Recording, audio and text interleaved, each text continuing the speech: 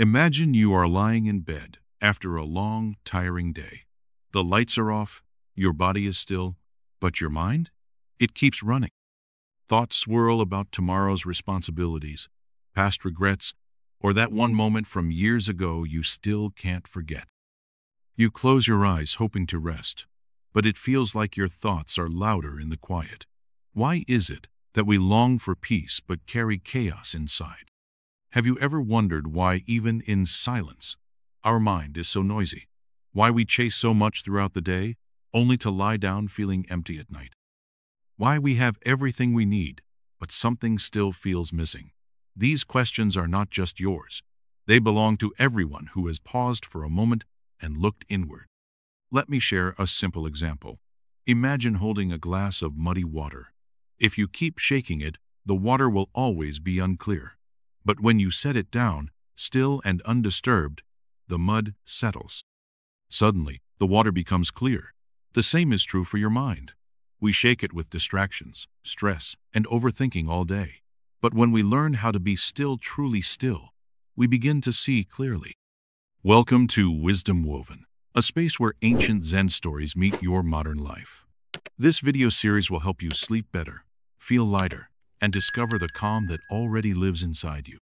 Please like, comment, share, and subscribe to our channel. And please drop down your thoughts and comments.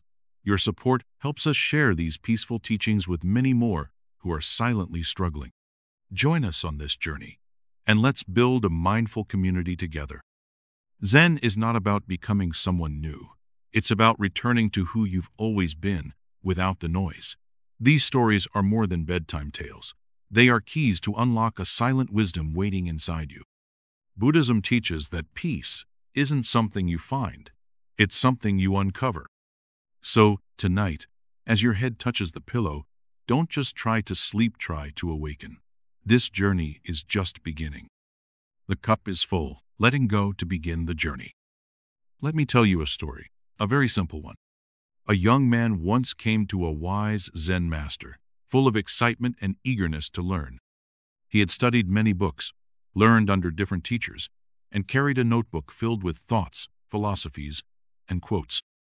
As he sat before the master, he spoke non-stop about what he knew about meditation, mindfulness, spiritual techniques, and his understanding of the path.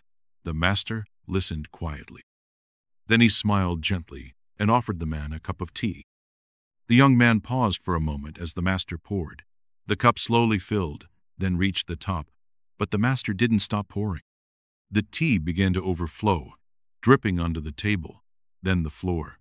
The young man gasped, "Master, the cup is full. No more can go in."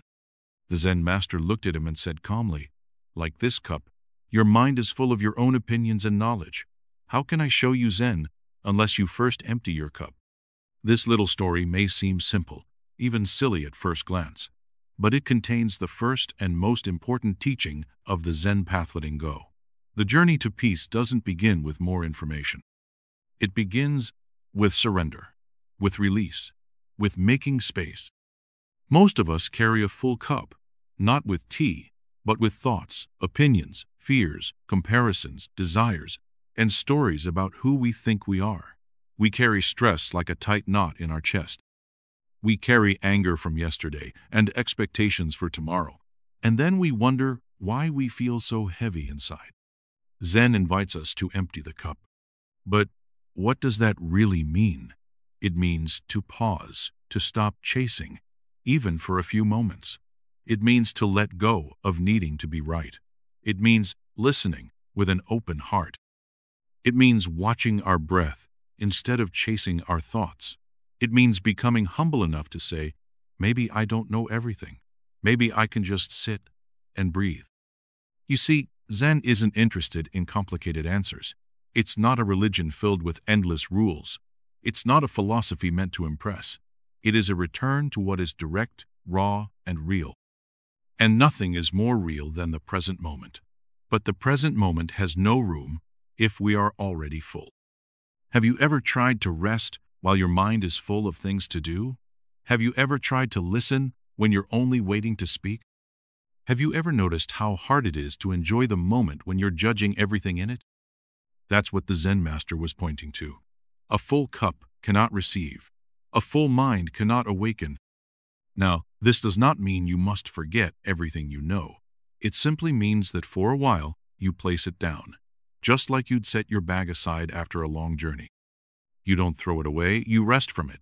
You trust that silence can teach more than words, that stillness is a kind of wisdom. Many people think Zen is about thinking deeply, but it's really about seeing clearly, not through thoughts, but through presence. That kind of seeing happens when you stop grasping for more. It's like clouds parting to reveal the sky. The sky was always there. You just couldn't see it. When you begin to sleep with this awareness, your rest deepens. It's no longer just physical rest. It's a return, a coming home. You are not escaping the world. You are emptying your cup so you can meet it freshly in the morning. Imagine closing your eyes not in resistance, but in release. That is Zen sleep.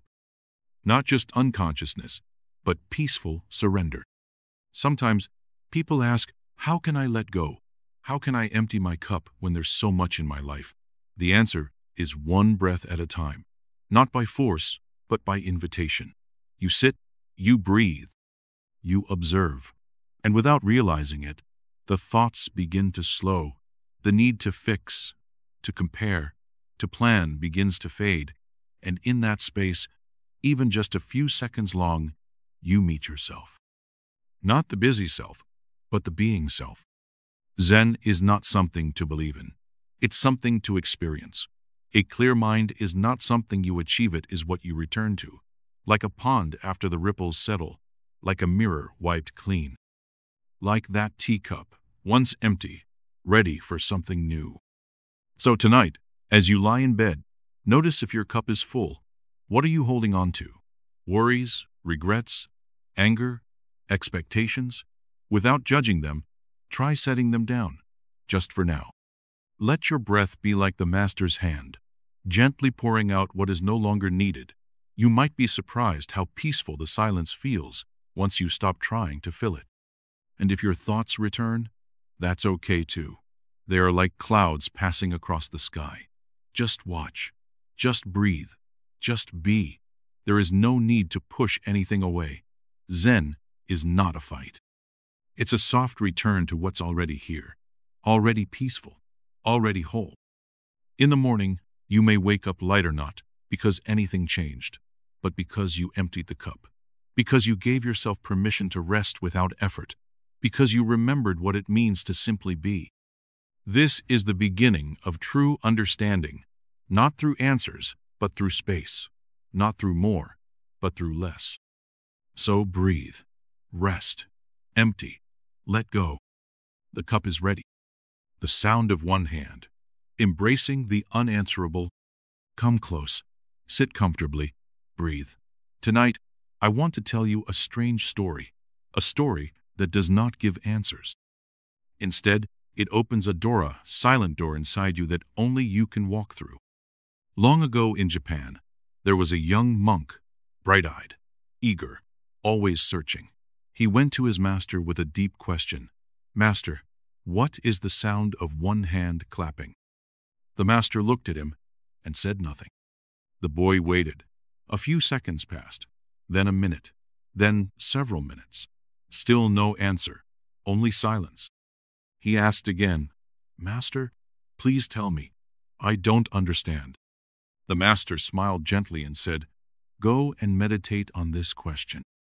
The boy was puzzled, but he obeyed. He sat beneath the trees, walked by the river, closed his eyes in the temple garden. Again and again, the question came, what is the sound of one hand clapping? But every time he thought of an answer, it slipped away like smoke. It made no sense. He became frustrated. He tried harder. He read books. He asked others. He even clapped with one hand, trying to find some sound. But the more he searched, the further the answer felt. Days passed. Then weeks. He was tired. One evening, as the sun dipped behind the hills, he sat quietly, not searching anymore, not expecting anything. He was simply there. And then, in that silence, something shifted. The question remained, but it no longer needed an answer. It was as if the question itself had become the teaching. You see, the sound of one hand clapping is not a puzzle to solve. It is a mirror. It shows us how our mind always wants to grab onto something: logic, reason, conclusion. But Zen is not about answers. Zen is about seeing clearly without needing to name what you see. Just like the stars in the night sky, do you need to count them to feel their beauty? Sometimes, when you stop trying so hard to understand, that is when true understanding appears. The world we live in is full of questions that can't be answered by words. What is love? What is death? What is peace? You can explain these things with definitions, but can you really feel their truth that way? Buddhism says, don't rush to explain, just observe. When you observe deeply your breath, your thoughts, your feelings, you realize that not everything must be known by the mind. Some things are only known by being present with them. The sound of one hand clapping is an invitation. It tells you, go beyond your usual thinking. Step into the unknown. Stay there. Be still there. Let it unfold. It is like trying to hold water in your hands. The tighter you grip, the faster it escapes. But when your hands are open, relaxed, water rests peacefully. Zen teaches us to live with open hands. You do not need to control everything. You do not need to figure everything out. Some parts of life are meant to be lived, not solved. The young monk eventually returned to the master. He said, "Master, I still do not know the answer." The master looked at him and said, "Now your training can begin." That is the strange beauty of Zen. It begins not when you find something, but when you stop looking in the old way. Let go of the idea that meditation is for finding peace, or that Zen is for getting calm. These things are not rewards. They are byproducts of simply being with yourself as you are. When you listen for the sound of one hand clapping, you are really listening to yourself, to the quiet parts, the ones you often avoid. Maybe tonight, before you sleep, you can ask yourself not for an answer but just to sit with the question, what is the sound of one hand clapping? Don't try to explain it. Just feel it. Feel the space between your thoughts, the gap between breaths, the stillness that is always waiting beneath the noise. That is where Zen lives. And that is where you will begin to hear not with your ears, but with your heart. Not every mystery is there to be solved. Some are there to awaken you. Sleep well, and let the question echo softly in your being. The sound may not come as a noise, but as a presence, a quiet reminder that sometimes the deepest truths are found in what cannot be spoken. The empty boat, dissolving the ego. Once, a student came to the Zen master with a troubled heart. He said, "Master, I find myself angry so often. I react when people speak harshly to me. I feel offended when others don't treat me well. I want peace, but people disturb it." The master listened with a calm face and said nothing. Instead, he pointed toward the river and asked the student to take a small boat and row with him. They sat together in silence as the boat gently drifted. The water shimmered under the afternoon sun, and only the sound of the paddle dipping in and out of the river could be heard. After some time, the master pointed to another boat floating nearby. It was empty. It had no passenger, just gently drifting with the current. "Tell me," said the master, "if that boat were to bump into ours, would you be angry?" The student shook his head, puzzled. "No, master. Why would I be angry? It has no one in it. There is no one to blame." The master smiled, a quiet smile full of depth. "Then treat every boat in your life as if it were empty." The student stared, not understanding fully. The master explained, "When someone insults you, speaks harshly, or acts unfairly, do not react as if their boat is full of intention. Treat them like the empty boat. Their words may be full of noise, but the cause may come from their pain, their past, their suffering. If you react, your own boat is not empty either. You are filled with ego, with expectation, with a desire to be respected. That is what collides, not the person, but your pride." This simple teaching holds a profound truth. Much of our suffering comes not from what others do to us, but from how we interpret it. We take things personally. We build stories in our heads. They're trying to hurt me. They don't value me. But in truth, we are the ones assigning meaning to their actions. The ego demands recognition. It wants to be seen, appreciated, praised. And when that doesn't happen, it gets wounded. But what if we were like the empty boat, calm, open, still? What if we let others drift past us without colliding? Zen teaches that the self we cling to is not solid. It's a bundle of thoughts, memories, and identities we've built over time. But deep down, beneath all those layers, there is a silencia presence untouched by praise or insult. That is your true self. When we understand this, we stop needing to defend ourselves all the time. We stop explaining, proving, and correcting others. We stop reacting. And in that stillness, we find freedom. We become like the river flowing, adapting, accepting everything, and resisting nothing. There's a story of another monk who was often insulted by villagers. One day, a man spat on him. The monk simply wiped his face and smiled. The man, confused, asked, "Why didn't you get angry?" The monk replied, "That anger belongs to you, not me." Think about that for a moment. What if you stopped picking up what others throw at you? What if you allowed their noise to pass by like wind through trees? In daily life, this isn't always easy. When someone criticizes your work, your parenting, your choices, it stings. But the sting only lasts if you believe the voice. If you recognize the emptiness behind their words, you remain untouched.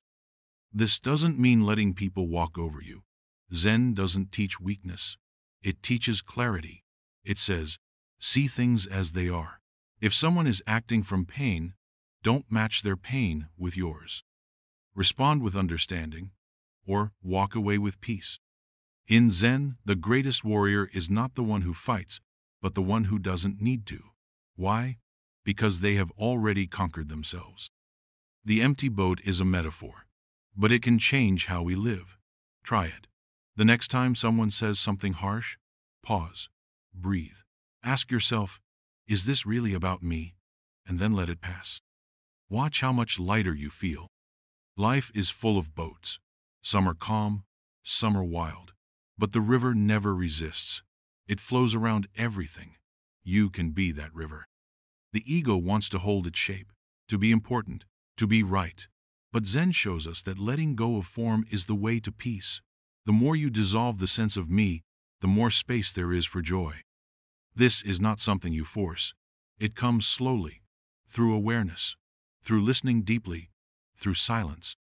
At night, when your eyes are closed, and no one is watching, let your thoughts drift like empty boats on a quiet river. Don't hold on to them. Don't name them. Just let them pass. This is sleep meditation in the Zen way. Not a practice of effort, but of ease. A gentle release of the self. A soft return to being. Each story in this series will guide you closer to that stillness. But the truth is already in you. It always has been.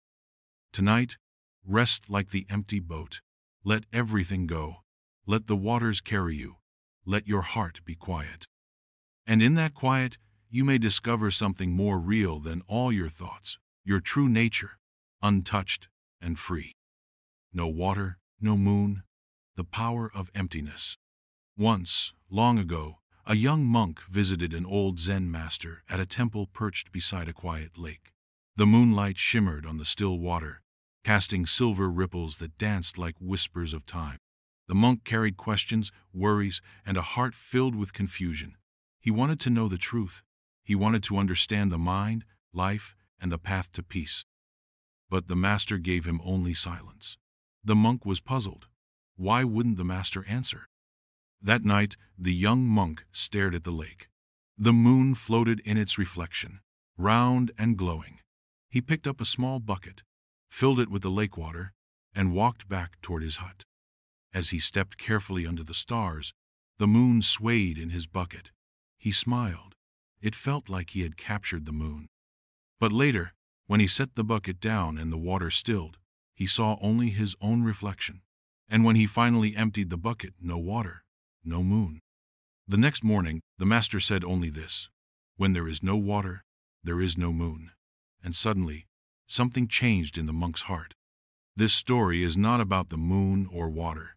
It is about how the mind reflects the world. When the mind is full of thoughts like the bucket filled with water, we see all kinds of images, but none of them are real.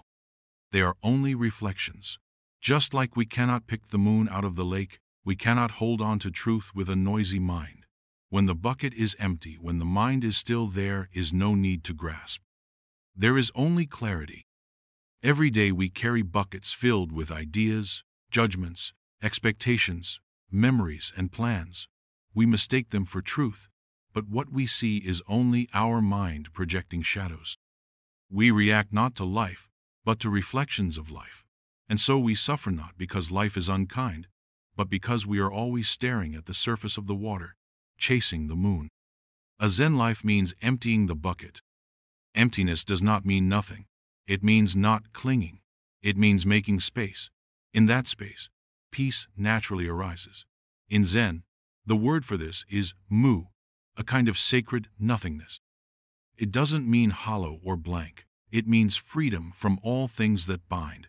In that emptiness, everything is welcome, but nothing sticks. Thoughts come and go. Feelings arise and pass. Life moves through you like wind through bamboo. When we say, no water, no moon, we are not giving up beauty. We are seeing it more clearly. The moon is still in the sky. It never left. Only the illusion left. Only the need to hold it in a bucket disappeared. The beauty becomes pure because we stop trying to possess it. And in that surrender, something deep inside relaxes. Buddha often spoke about attachment, the root of all suffering. But what is attachment really? It's not just clinging to people or objects. It's the belief that what we see or think is permanent and solid. But everything is like moonlight, on water, soft, passing, beautiful, but never truly ours. Zen teaches us to bow to that beauty without needing to own it. The young monk realized that the peace he was searching for was not in understanding everything. It was in letting go. When he held tightly to the questions, the mind was disturbed. When he emptied the bucket, no water, no moon, he saw the truth without needing to explain it. This is the Zen way. You may have noticed this in your own life. When you stop trying to fix every thought or solve every feeling, you begin to rest. The mind settles like a calm lake. You become aware of the present moment, not as an idea, but as a living, breathing experience. There is no need to define it, just to be in it. Sleep, too, comes this way. You cannot force it. You can only prepare the space. A mind chasing thoughts cannot rest, but a mind that lets go begins to soften. And when you sleep like that, it is not just the body that rests, it is the soul. Zen stories are not there to give answers. They are there to take away the extra, to point you back to something you already know deep inside. We live in a world that values noise and answers. But Zen whispers, empty your cup. It doesn't say, fill it with silence. It simply says, let it be empty. In that emptiness, everything begins to make sense on its own. You don't need to remember this story. Just feel it. When your thoughts begin to chase you tonight, ask gently, is this the moon or just water? And if you are brave enough, let go. Pour it out. Watch how light returns. This is what the master meant. When there is no water, there is no moon. But there is still light. There is still peace. There is still the sky wide, deep, and free. You don't have to run anymore. You don't have to chase sleep, or answers, or joy. Let the water settle. Let the bucket empty. And let yourself return to the quiet that was always there. The real moon is waiting. And that, dear listener, is the secret of emptiness. Carrying the girl across the river. Breaking the rules of attachment. Long ago in Japan, two Zen monks were traveling together, an older monk named Tanzen and a younger one named Aikido. It had rained the night before, and the roads were muddy. As they walked through the countryside, they came upon a river that had overflowed. The current was fast, and the path was submerged in water. At the edge of the river stood a young woman in a silk kimono, clearly distressed. She wanted to cross but didn't want to soil her fine clothing. Without hesitation, Tanzan picked her up and carried her across the river. He placed her gently on the other side and continued walking. Aikido, the younger monk, followed silently. He didn't say a word, but his mind was racing. They walked for hours. 1 hour passed, then another. Still, Aikido said nothing, but inside he was upset. He kept thinking, how could a monk touch a woman, let alone carry her in his arms? It went against the vows they had taken. It went against the rules he had studied. Finally, when they reached the monastery at nightfall, Aikido couldn't hold it in anymore. He turned to Tanzan and said, "We monks don't go near women, especially not young, beautiful ones. It's dangerous. Why did you do that?" Tanzan looked at him calmly and said, "I put the girl down hours ago. Are you still carrying her?"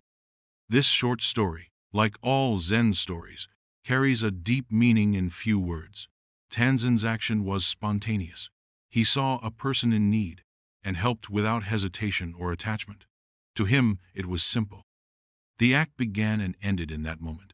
But Aikido, who followed every rule strictly, kept holding on not to the girl, but to the thought of what had happened. That's what disturbed his peace. This story teaches us something vital. It's not the world that burdens us. It's how tightly we hold on to things, memories, judgments, opinions, and even the rules we believe define us. Often in life, we carry things long after we should have let them go. We replay conversations from years ago. We regret what we said or didn't say. We hold on to guilt, anger, shame, pride. We believe we're right, and someone else is wrong. We get stuck in our thoughts, like a fly trapped in a jar, buzzing around but never finding a way out. What if we could simply put it down? Zen doesn't teach us to throw away wisdom or values. It teaches us to hold them lightly, like carrying a cup of tea. Enjoy it. Sip it slowly. But when it's done, don't carry the empty cup all day. Tanzan wasn't trying to break rules. He was beyond rules in that moment. Because real compassion doesn't ask for permission. It flows like a river, quiet, powerful, and free. He didn't worry about being judged. He didn't even think twice. He saw someone in need and responded with kindness. Then, he moved on. Meanwhile, Aikido's mind was noisy. He was stuck in the idea of what should or should not happen. And isn't that how we often live? Not in the moment, but in our thoughts about the moment. Not in what is, but in what should have been. This story reminds us that spiritual growth is not about being perfect. It's about being present, about responding to life with openness, not rigidity. Rules are important, but clinging to them can be just another form of ego. The true path is not always written in a book. It's felt in the heart. In Buddhism, attachment is one of the main causes of suffering. But attachment isn't just about clinging to people or possessions. It's also about clinging to ideas, identities, roles, and even our spiritual image. I'm a good person. I'm a disciplined practitioner. I would never do something like that. These self-created labels keep us stuck. They become our cages, painted with gold. Letting go doesn't mean forgetting or ignoring. It means not carrying unnecessary weight. It means being able to act in kindness without ego. It means knowing when something is over and allowing it to be over. Look around your life. Are there things you're still carrying? A harsh word from someone years ago? A failed relationship? A choice you regret? Or maybe, like Aikido, you're carrying judgment of yourself, of others, of how life should be. What would happen if you just put it down? You see, sleep isn't just about closing your eyes. True rest comes when your heart is light, your mind is quiet. Tonight, before you drift into dreams, take a moment to notice what you're carrying. Is it helping you or hurting you? If it's hurting, imagine placing it down gently beside you, just for tonight. Breathe into that freedom. Zen shows us that peace isn't far away. It's just hidden under layers of thought and memory. You don't have to fight your mind. You just have to stop feeding it. Stop replaying what doesn't serve you. Stop arguing with the past. Stop gripping so tightly. Let the mud settle. Like Tanzan, Walk with a calm heart. Do what needs to be done. Help when help is needed. And then, let go. The girl was never the burden. The thought of her was. When the mind is still, everything becomes clear. When the heart is light, even the darkest night feels peaceful. Tonight, as you rest, remember this. Don't carry what's already behind you. Put it down and walk on. The strawberry and the cliff, savoring the present moment. Let me tell you a story. A man was walking through the forest, and suddenly, a tiger appeared. It roared and chased him. The man ran as fast as he could, his heart pounding in fear. As he reached the edge of a cliff, he had nowhere else to go. Without thinking, he grabbed onto a vine and climbed down the steep rock face. The tiger stood above, snarling and staring down at him. But as the man looked below, his heart sank even further. Another tiger was waiting at the bottom. Dangling between two tigers, holding only a fragile vine, he noticed two mice-own white, one black slowly gnawing at the vine. His time was slipping away. Life was slipping away. Yet, in that terrifying moment, something happened. He saw a wild strawberry growing out of the cliffside. He reached out with one hand, plucked it, and placed it in his mouth. It was sweet. That's the story. Simple, right? But it carries everything. You see, life is often like that. We're either running from something or afraid of what's coming. The past chases us like the tiger above. The future waits like the tiger below. And time, day and night, keeps nibbling at the little vine that holds us. But right there, in the middle of it all, there's a strawberry, and we forget to taste it. Why? Because we are too busy surviving. We are too busy regretting. We are too busy planning. We are so caught in fear, in pressure, in trying to control what's beyond our control, that we lose the beauty of this moment, right now, just this breath. That strawberry is the now. That sweet taste is your chance to live, not tomorrow, not someday, now. I meet so many people who say they are waiting for the right time. I'll be happy when I get that job. I'll feel peace after I finish this task. I'll finally rest after I solve all my problems. But life doesn't wait. The vine is always thinning. The mice are always chewing. And the tigers? They never leave. The miracle is not in changing your situation. The miracle is in changing how you see it. A Zen monk once told me, the path to peace is always under your feet. It's not a destination. It's a way of walking. Even if your feet are on unstable ground, your mind can rest. That's why mindfulness is not just a practice, it's the doorway to freedom. It is how you taste the strawberry, even when the world feels like it's falling apart. Buddhism teaches that suffering is real. Fear, loss, pain, these things exist. But so does joy. So does beauty. So does the sweetness of this very breath. The trick is not to wait for suffering to disappear.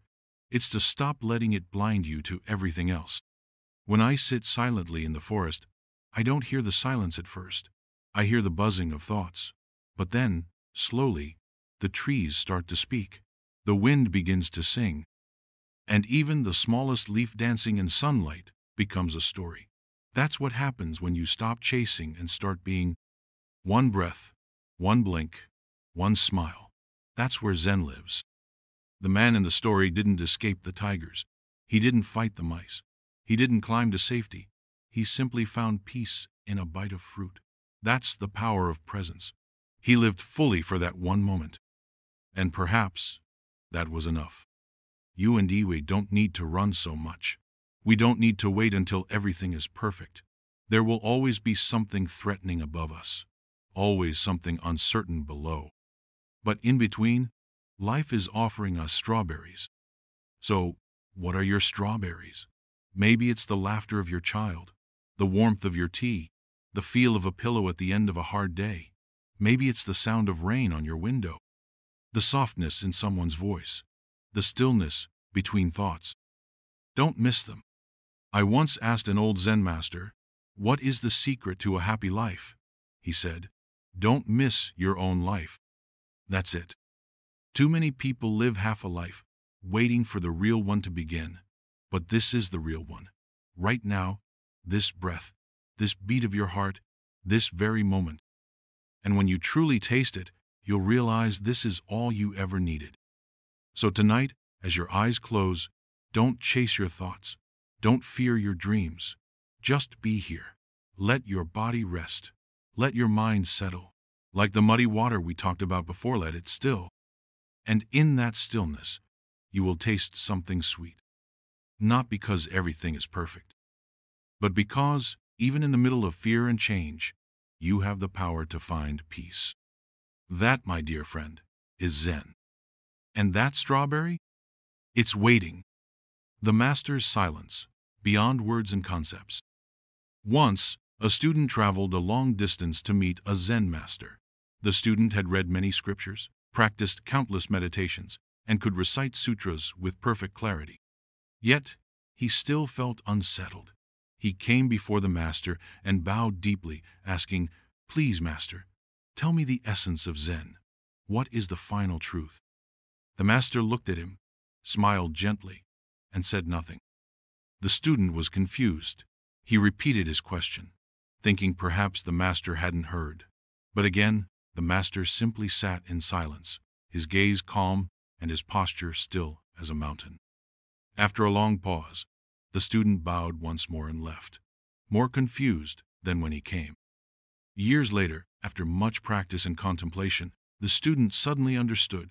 The silence had been the answer all along. You see, Zen does not always speak in words. In fact, the most powerful teachings often come without sound. Words are like fingers pointing at the moon, but they are not the moon. When we become too focused on the words, we miss what they are pointing toward. The master's silence wasn't an absence of teaching. It was the deepest teaching of all. Have you ever sat with someone you love, in complete silence, and still felt completely connected? No words needed, just presence. In that silence, there is understanding, comfort, even healing. Zen teaches that truth is not something that can always be explained. It must be experienced. Many people come to meditation expecting to get something, some realization, some insight, some reward. But Zen invites you to sit with no expectations. Just sit, just breathe, just be. And in that quiet space, something begins to shift. You begin to hear what cannot be spoken. You begin to understand what cannot be taught. One of the greatest illusions we live under is the belief that we can solve everything with thinking.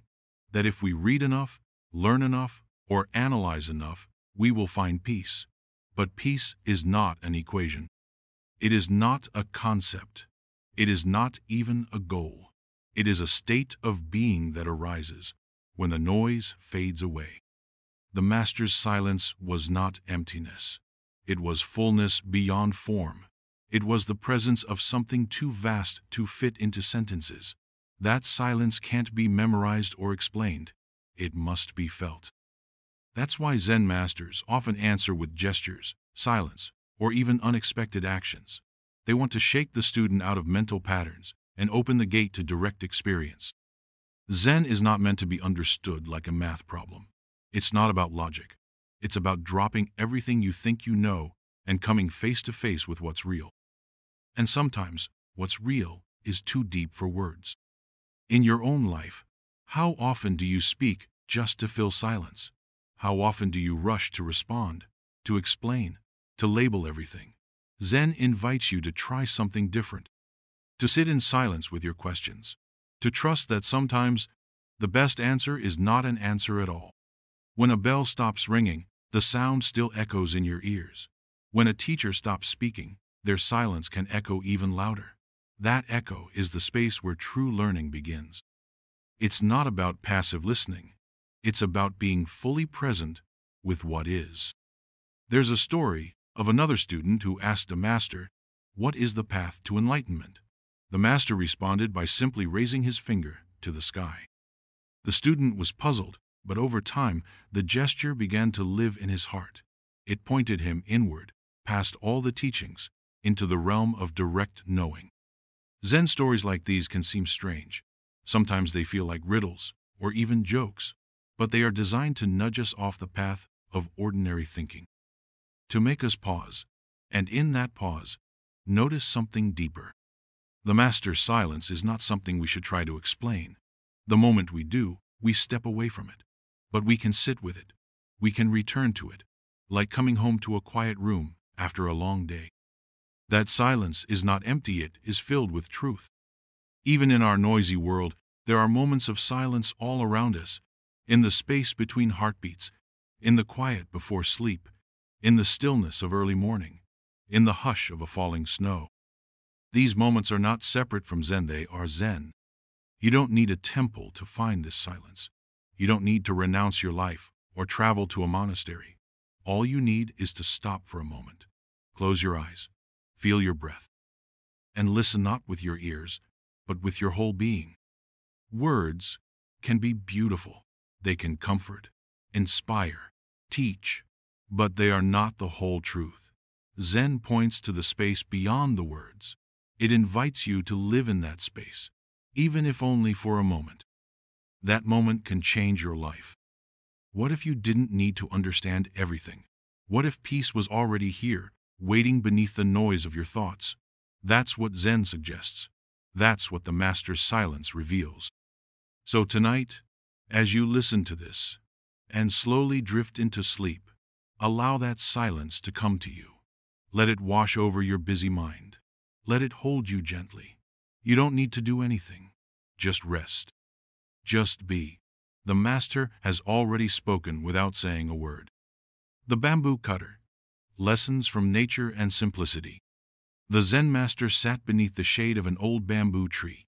Its tall stalk swayed gently with the wind, whispering songs of silence. Around him, everything was still, except for the quiet dance of nature. A student approached, his heart heavy with the weight of questions. He had read countless books, practiced meditation daily, and yet he felt no closer to peace. The Master looked at the bamboo and smiled. "Sit," he said softly, gesturing to the ground. The student obeyed, expecting a teaching, a mantra, maybe a riddle. But the Master said nothing. Minutes passed. The wind blew. Leaves rustled. Birds chirped. Nothing more. The student grew restless. He fidgeted, sighed, and finally asked, "Master, why are you silent?" The Master pointed to the bamboo. "Do you see it?" "Yes," the student replied. "Does it try to be tall?" "No." "Yet it grows tall." "Does it shout to be heard?"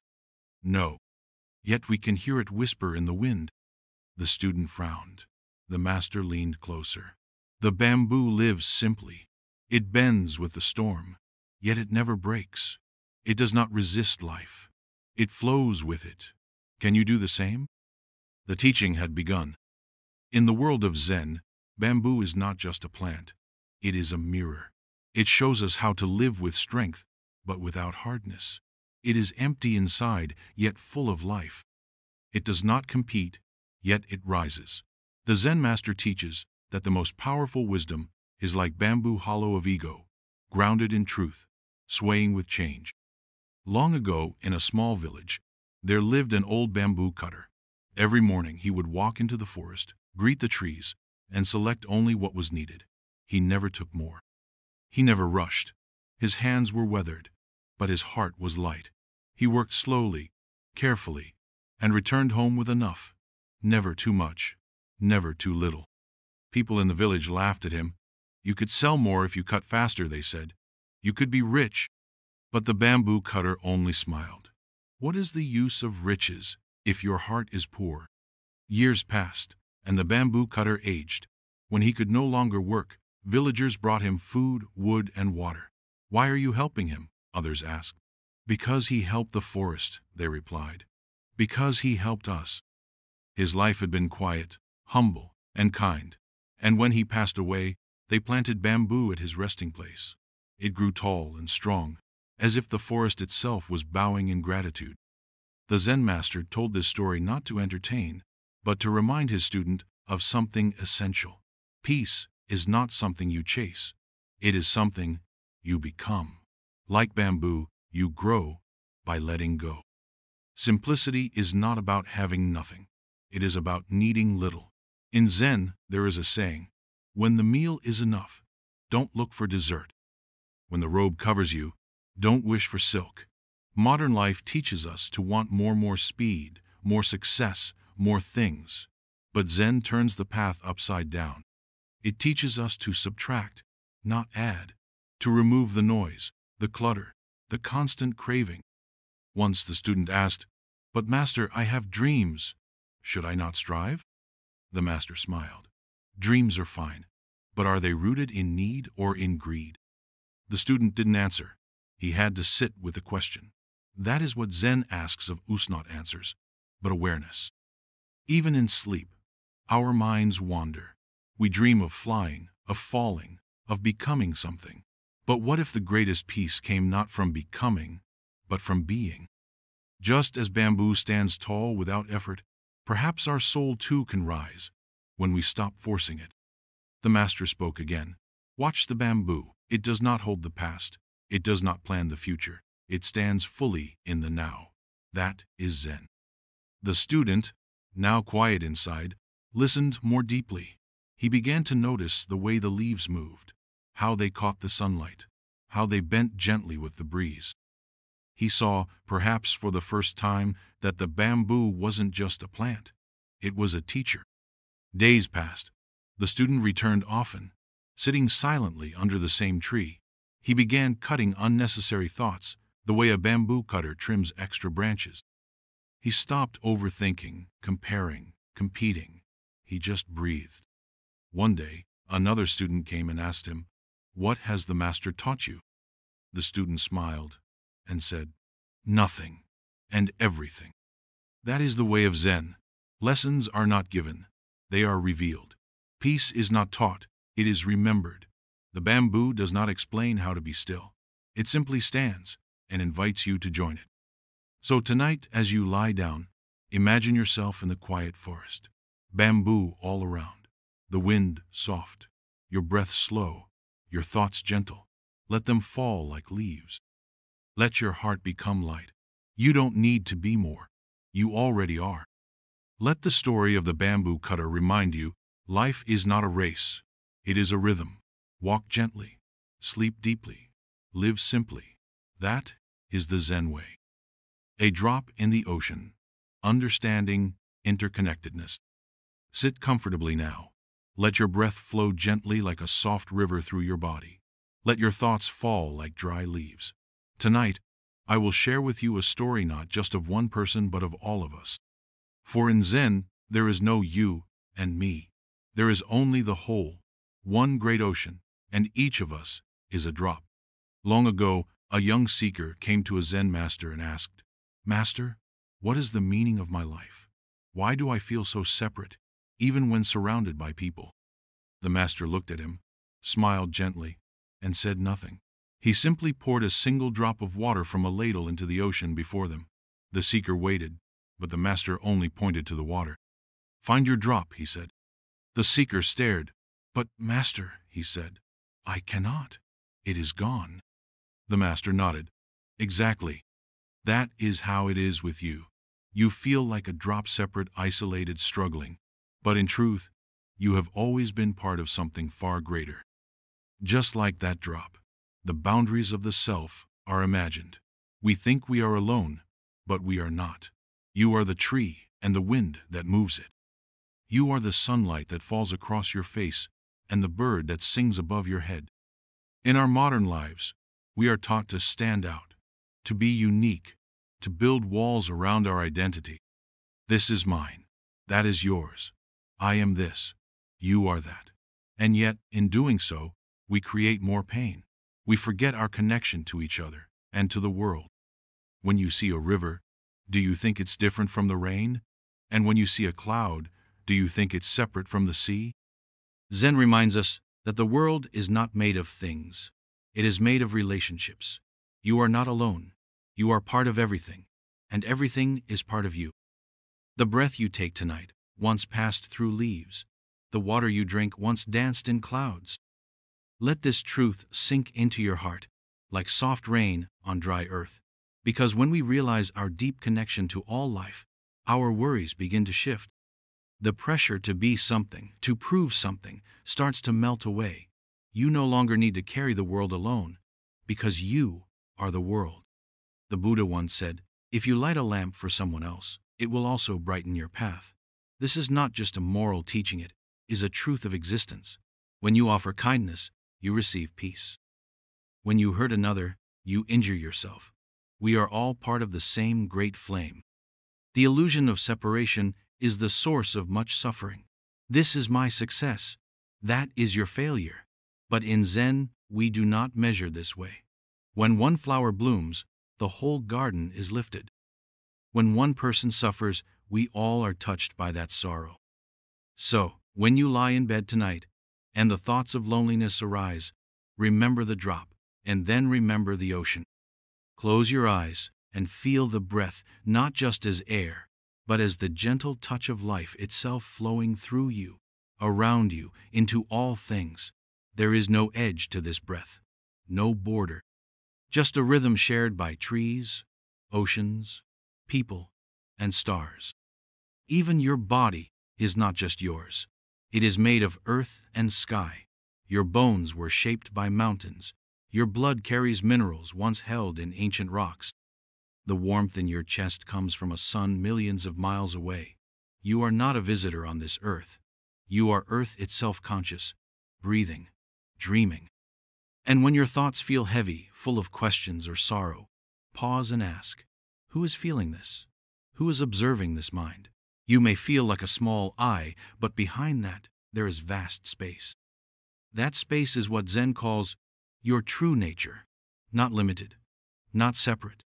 One Zen monk said, "The whole moon and the entire sky are reflected in one dewdrop on the grass. That is you, a dewdrop reflecting everything, small and yet containing all. So fragile, yet deeply sacred."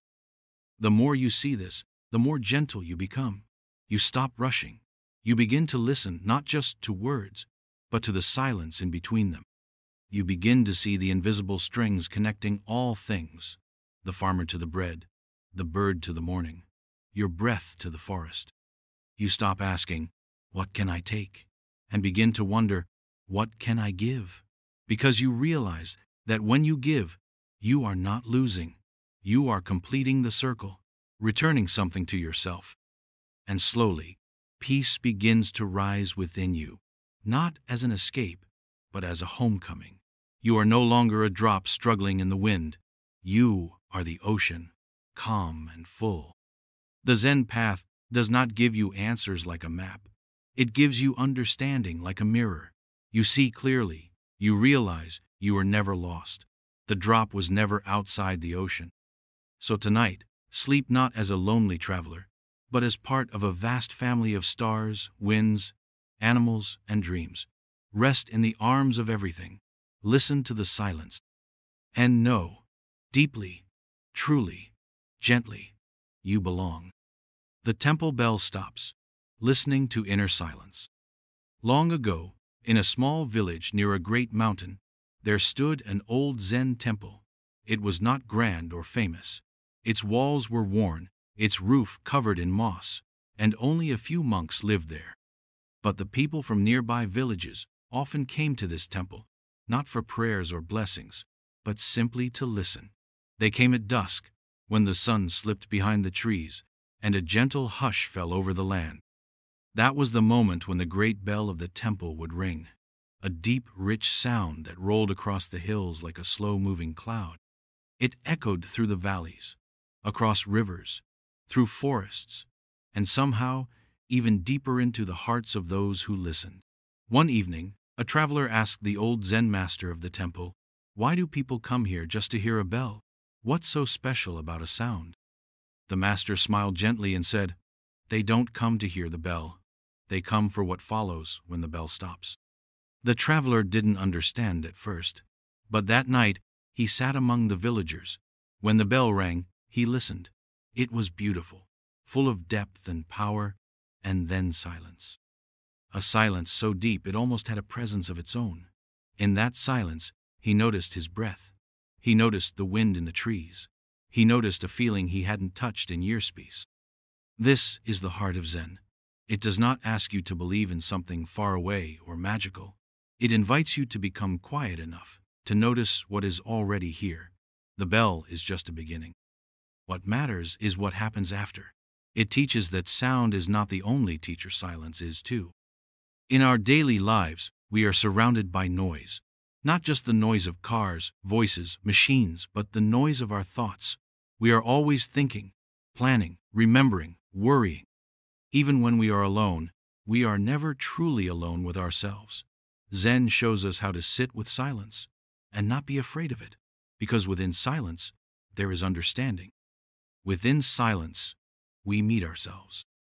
The Buddha once said that silence is the language of truth. When words end, something deeper can begin. Zen masters knew this well. Many of them would answer deep questions with nothing but a pause, a smile, or a quiet gesture, not to confuse their students but to remind them that truth is not always found in explanations. Sometimes, it is found in presence. There's a story of a young monk who asked his master, "What is the path to enlightenment?" The master looked at him and remained silent. The monk waited, confused. "Did you hear me?" he asked. Still, the master said nothing. The monk grew frustrated. He asked again. Still, no answer. Then suddenly, a wind blew through the temple garden. The bamboo leaves rustled gently. The monk listened, and in that moment he understood. There was no need to speak. Zen invites us to listen in a new way, not just to others, but to life itself.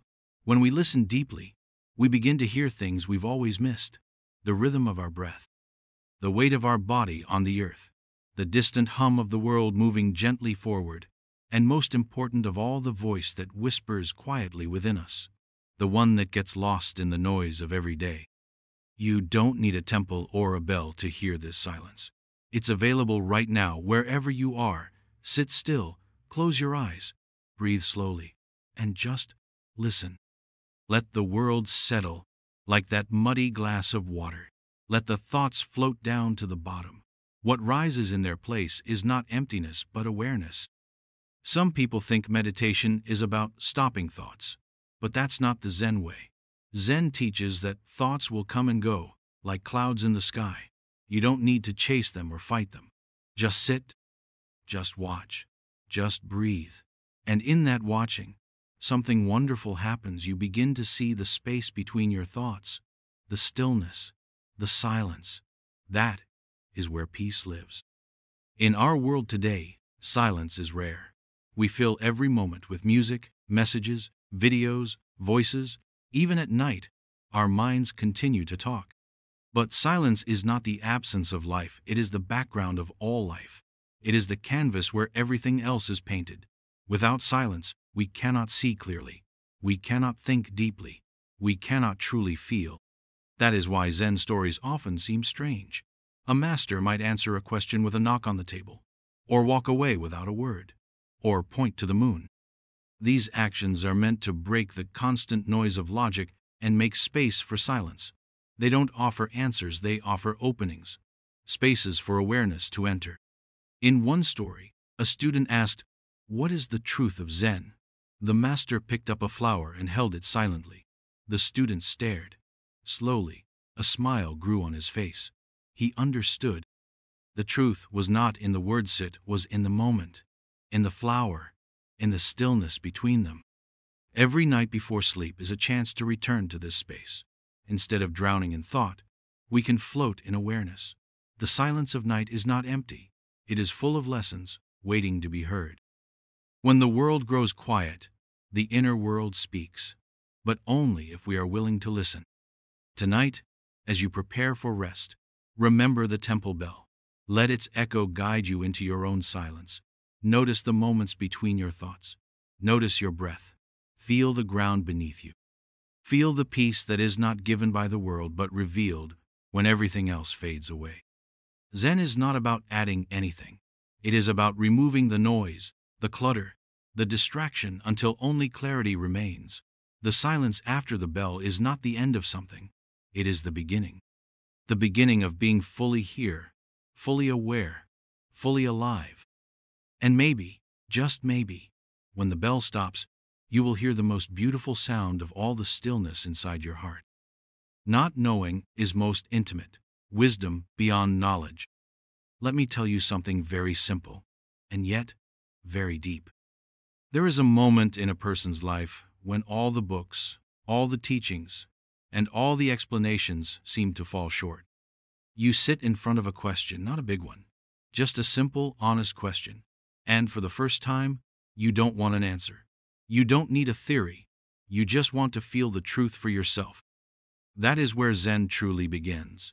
Not in knowing more, but in being okay with not knowing. One day, a monk asked a Zen master, "What is the most profound truth?" The master looked into his eyes and said, "Not knowing is most intimate." The monk was silent. And in that silence, something inside him shifted. This simple phrase is not just a sentence. It is a gate, a quiet opening into a much deeper world. We grow up being told that we must know everything, know the right answers, know what to do, know how to act, know how to plan. But life is not a quiz. And Zen teaches us that knowing everything is not the same as understanding anything. In fact, sometimes what we think we know becomes the very wall that blocks us from seeing clearly. Have you ever walked into a room, assuming you knew what would happen, only to be completely surprised? Or met someone you thought you understood, only to realize later that you had no idea who they really were? In those moments, there's a strange feeling, discomfort, yes, but also honesty. That's the taste of not knowing. That is where real connection begins. Not knowing is not ignorance. It is not confusion. It is a gentle space where we put down our opinions and open up our heart. When you don't rush to explain, to label, to judge, you begin to truly see. You begin to listen. And in that stillness, something pure enters. That is intimacy. That is Zen. Think of a child looking at the stars for the first time. No facts, no names, just wonder, just presence. We often lose that as we grow older, because we replace awe with explanation. But explanation has no warmth, no life. Wonder does. Presence does. And not knowing is the doorway to presence. Let me give you a simple example. Imagine standing by a lake at night. You don't know how deep it is. You don't know where it ends, but you feel something, a kind of quiet respect. You don't need to understand the lake to feel its peace. The lake is not asking you to solve it. It is just asking you to sit beside it. Zen is the same. You don't have to solve anything. You only need to sit, breathe, and trust the silence. The most sacred things in life, love, peace, truth, cannot be fully explained. But they can be felt, they can be lived, and they reveal themselves when you stop trying to capture them. There is a beauty in mystery. A flower doesn't know how it blooms. A bird doesn't know the theory of flight, yet both are fully alive. You, too, can live like that, without answers, and yet full of meaning. One of the reasons we stay anxious is because we believe we must have it all figured out, that if we don't know, something is wrong. But what if peace doesn't come from knowing? What if peace comes from surrendering? Not in defeat, but in trust. When the Zen master said, "Not knowing is most intimate," he wasn't saying it just to sound wise. He was offering a truth that every seeker discovers one day, that real closeness comes not when we speak, but when we are quiet together. Not when we try to fix life, but when we meet it as it is. It is in not knowing that we find space for others, space for ourselves. When we think we know someone too well, we stop listening. When we think we know what tomorrow will bring, we stop living today. But when we admit we don't know, we return to now. We become humble again, open again, alive again. Try this tonight. As you lay down, don't try to understand everything. Just listen. Feel your breath. Feel your body. Let your thoughts come and go like clouds. You don't need to chase them or control them. Just be with them gently, kindly. That is intimacy. The mind will always want something to hold on to. A reason, a plan, a goal. But the heart just wants to rest. The heart wants silence. The heart wants to be met, not managed. That is why Zen invites us to sit in the middle of not knowing and discover that this is where everything real begins. Sometimes the most powerful answer is not an answer at all. Sometimes it is a deep breath, a soft smile, and a quiet, "I don't know." Not because you're lost, but because you're finally here. When you let go of needing to be right, or needing to be certain, you begin to notice how soft life becomes, how much more light enters, how others start to open up around you, because they feel safe, not judged, not fixed, just accepted.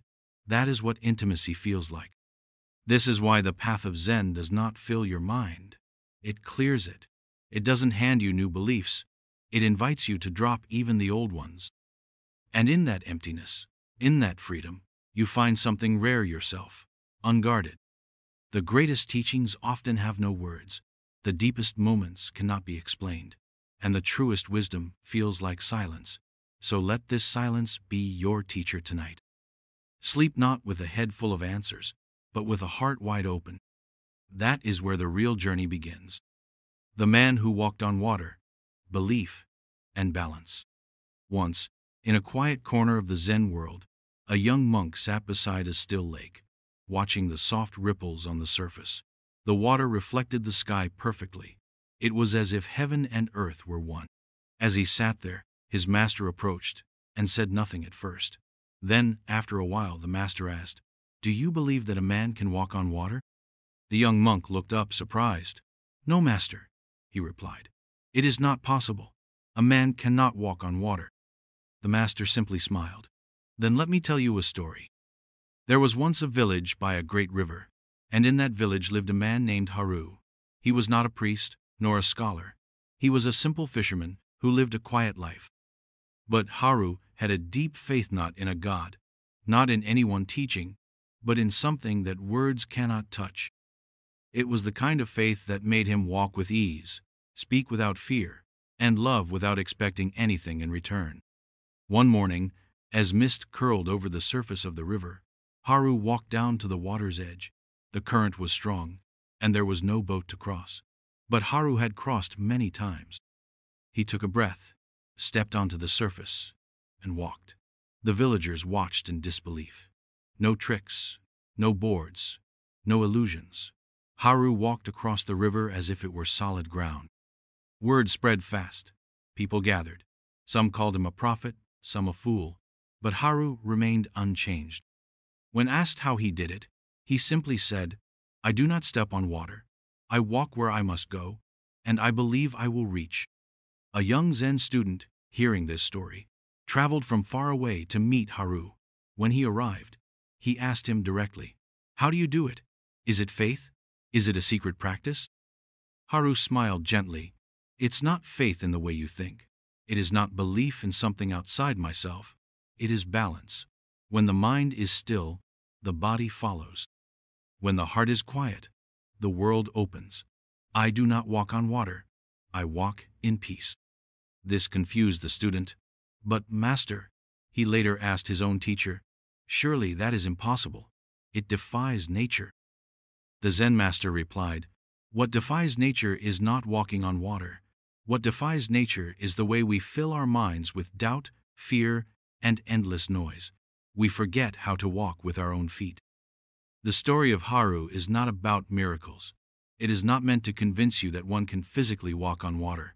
It is a story that speaks to something deeper. Every day, we try to cross our own rivers of stress, anxiety, fear, and indecision. And yet, we stand at the edge, waiting for someone to build a bridge for us, waiting for the water to calm down. Zen teaches something very different. It teaches that there is no perfect time, no perfectly calm river. The moment is already here. The crossing is always now. To walk on water is not to defeat nature. It is to be in such harmony with it that even the impossible feels like home. When our steps are light and our trust is deep not in dogma, but in this very breath we find that life carries us, the water holds us, not because we are special, but because we are empty. Haru never walked on water to impress anyone. He simply walked. He believed in his steps. He trusted the moment. And that is the heart of Zen. Most of us live with a storm inside. Even when we are sitting quietly, our thoughts are racing. We think of what could go wrong, what others will say. We plan our lives like chess games, always calculating, never resting. And then we wonder why we are tired, why we cannot sleep, why we feel lost. But what if we simply stopped? Not forever, just for a moment. What if we breathed, really breathed, and let go of the tight grip we keep on our thoughts? What if we stood at the edge of our own fears and simply stepped forward without waiting for guarantees? That is Zen. It is not magic. It is not about flying or floating. It is about presence, pure presence. And in that presence, miracles happen not because they break the rules, but because they reveal the rules we've forgotten. When the young monk returned to the lake after hearing his master's story, he sat again by the water. The same lake, the same ripples, but something had changed. He was not waiting for something extraordinary to happen. He was just there, fully there. And in that moment, he realized something important. The man who walked on water did not believe in walking on water. He believed in walking. The master later said, "When your mind is like still water, you can walk through fire. When your heart is open like the sky, not even the deepest river can drown you." Many Zen stories sound strange to the ordinary mind. They are not there to be solved like puzzles. They are koans, living questions meant to shake your usual way of thinking. They help you see the world not through ideas, but through direct experience.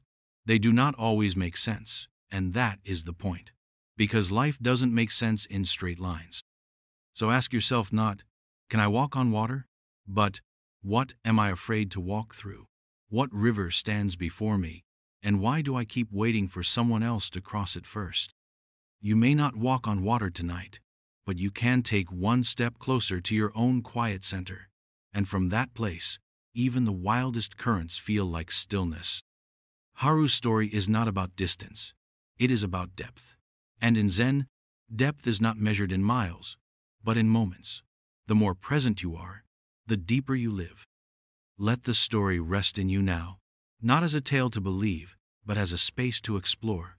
Close your eyes, feel the rhythm of your breath, and listen to the silence behind the words.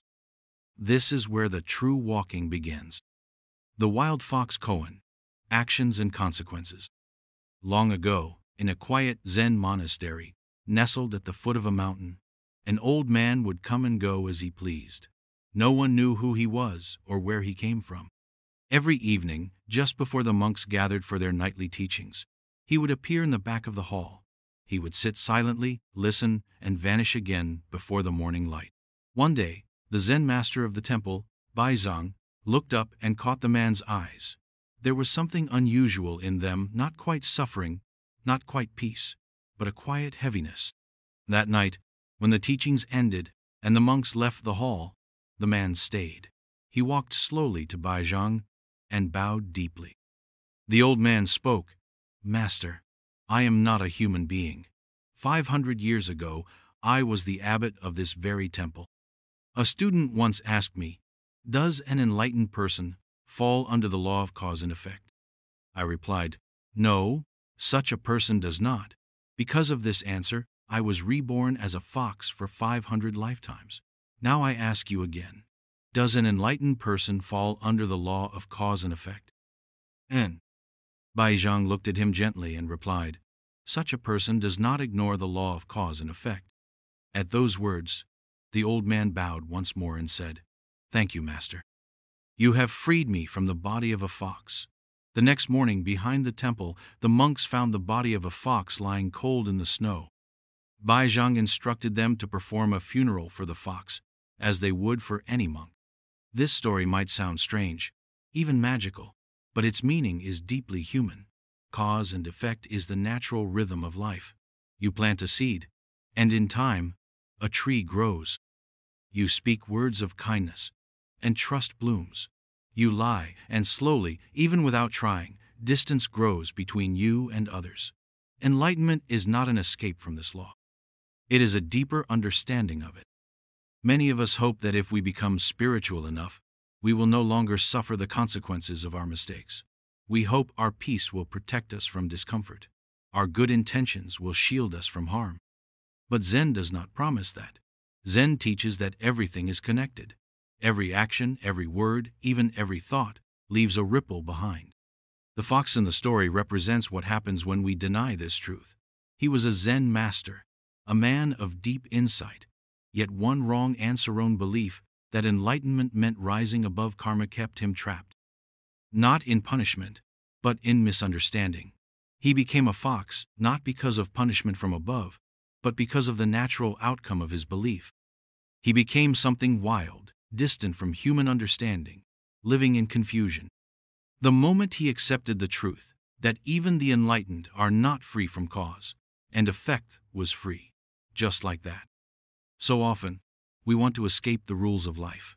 We think that awareness means we'll be spared the storm, but Zen whispers, real freedom is not avoiding the storm, it is dancing in the rain. When we see cause and effect clearly, we don't try to escape it. We live with it, move with it, and through that dance, we find harmony. Think of your own life. Think of the actions you take, the words you speak, the energy you leave in a room when you walk away. Nothing vanishes. Everything carries a weight, even if you can't see it. You may not see the flower grow, but if you watered the seed, it will. Zen doesn't demand perfection. It invites awareness. You are not asked to never make a mistake. You are asked to see your mistake when it happens, learn from it, and move forward more wisely. This too is cause and effect. You feel pain, so you pause. You understand, so you soften. You soften, so others feel safe near you. The wild fox spent 500 lives not because of evil, but because of one misunderstanding. How many lifetimes do we spend trapped in our own misbeliefs? If I am kind, I should never be hurt. If I meditate, bad things shouldn't happen. If I do good, life will be easy. These are gentle lies we tell ourselves. But life is not a bargain. It is a flow. Karma is not reward and punishment. Karma is action and reaction. If you touch fire, you get burned not because fire is angry, but because that is the nature of fire. Zen asks us to live with eyes open, to not blame fire, but to learn from it. There is great peace in accepting that we are part of this fabric. You make tea, and the scent fills the room. You smile, and a stranger's day changes. You make a careless comment, and someone carries it home. Nothing is lost. Everything echoes.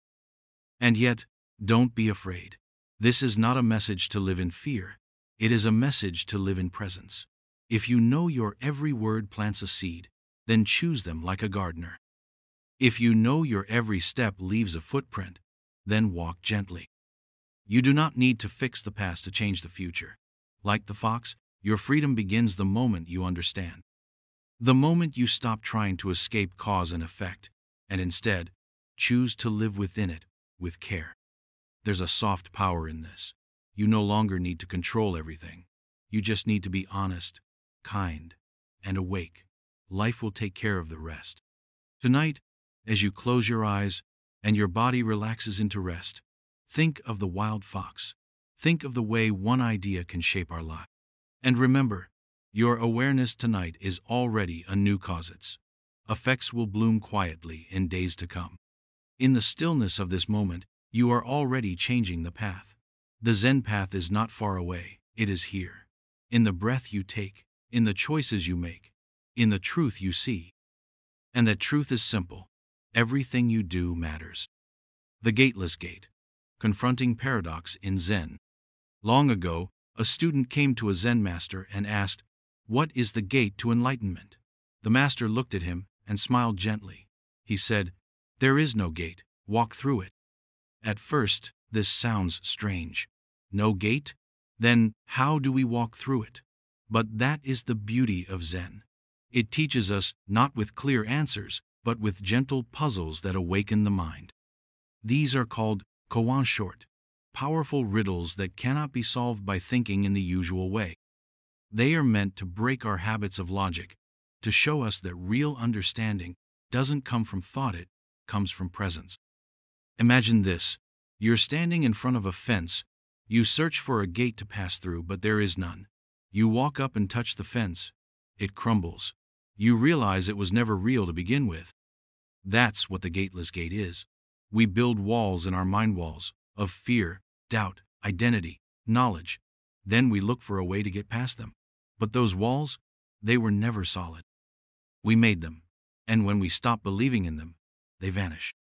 Many Zen students meditate on one particular koan called mu, which simply means no. The koan is, a student asked Master Zhaozhou, "Does a dog have Buddha nature?" The master replied, "Mu, that's it. No explanation. Just a word that breaks the mind's habit of grabbing at meaning." Why would a master say, mu? The question is logical. It expects a yes or a no. But Zen isn't interested in logic. It's interested in direct experience. The master is asking the student to look deeper not into the dog, but into the nature of the question itself, into the silence before the words, into the place where thoughts arise from. That's where Zen lives. The gateless gate teaches us that there is no single entrance to peace or wisdom. There is no path, because we are already there. Enlightenment is not a treasure hidden in the distance. It's more like remembering something you always knew but forgot. It's like waking up from a dream you didn't know you were dreaming.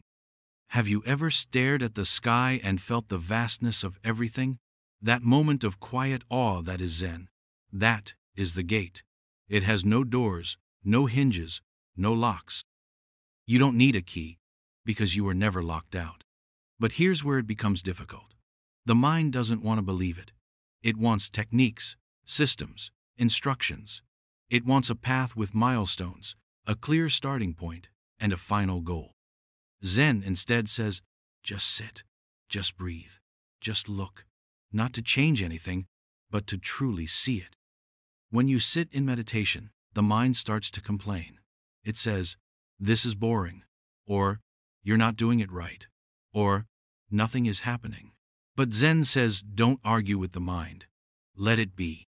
Watch it like a passing cloud. That's walking through the gateless gate. It's not about defeating thoughts or silencing them forever. It's about no longer being controlled by them. We suffer because we think our thoughts are the truth. We believe every fear, every judgment, every memory. But what if they're just shadows on a wall? What if the truth is not in the thought but in the silence between them? Zen isn't complicated, but it can feel difficult because we're so used to chasing answers. Zen invites us to stop chasing and start noticing. It invites us to listen, not to the noise of the world, but to the stillness behind it. That stillness is the true teacher. One day, a monk asked his master, "What is the way?" The master replied, "An ordinary mind is the way." What does that mean? It means the mind you already have before labels, before judgments, before knowledge is already awake. You don't need to polish it. You need to see it clearly. Walking through the gateless gate is like opening your eyes for the first time and realizing the door was never closed. The gate isn't outside. It's inside. And the moment you stop searching, you begin to see. There's a quiet revolution that happens when you begin to understand this. You stop looking to others for answers. You stop trying to be someone else. You start living from a place of deep calm. Not because life becomes easier, but because you become clearer. Zen stories often sound confusing, even strange, but their purpose is not to entertain the mind. It's to wake it up. Like a bell ringing through a silent forest, they remind us that truth cannot be explained. It must be experienced. And that experience begins with presence. So tonight, as you lie down to rest, imagine that you are already through the gate. There is nothing to fix, nothing to change. Just breathe. Just listen. Let your thoughts pass like leaves on a river. Trust that your true self is already whole. The gateless gate is not a place you arrive at.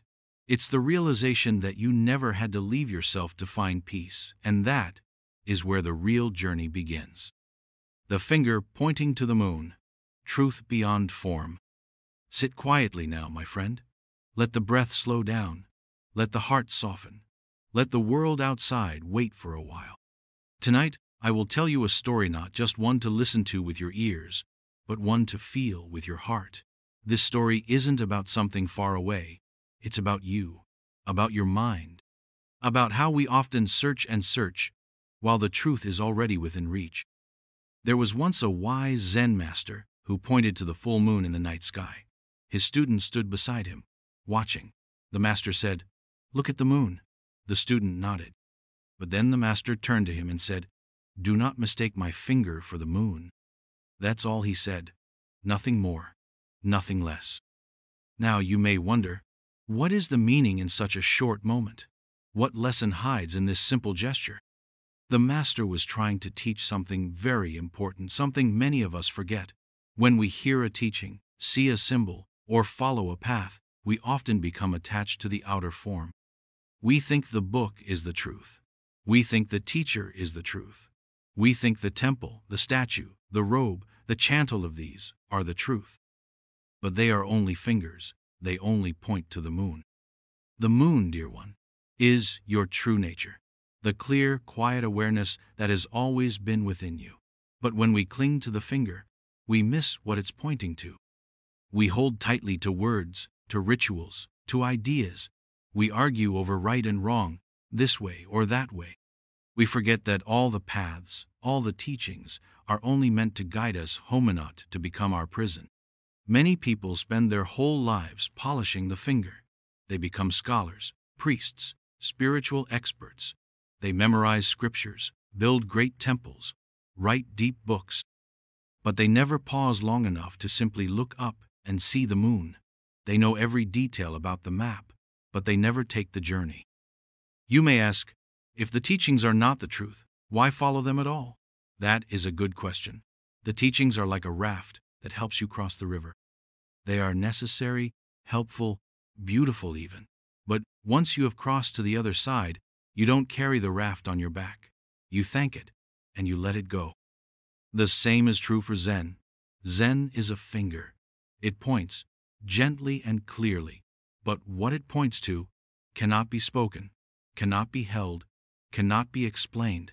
It must be experienced directly. It is like tasting honey. You can read 100 books about it, but until it touches your tongue, you will never truly know. When you sit in silence and watch your breath, that is not the moon, it is the finger.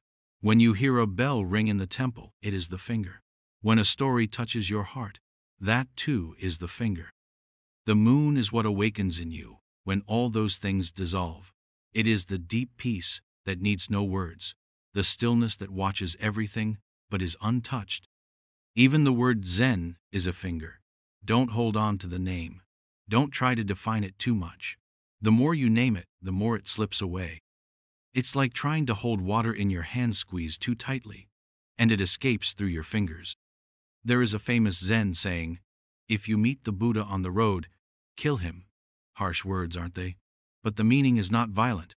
It means that even the image of enlightenment, even the idea of the perfect master, must be let go. You must not attach to form, not even the most sacred one. The moon does not need to be worshipped. It only needs to be seen. So, how do you see it? How do you know the truth if you must let go of everything to find it? You stop searching. You stop clinging. You become very, very quiet. And in that quietness, the moon rises by itself. It has always been there. It does not need you to find it. It only waits for you to stop looking in the wrong places. Let me give you another simple image.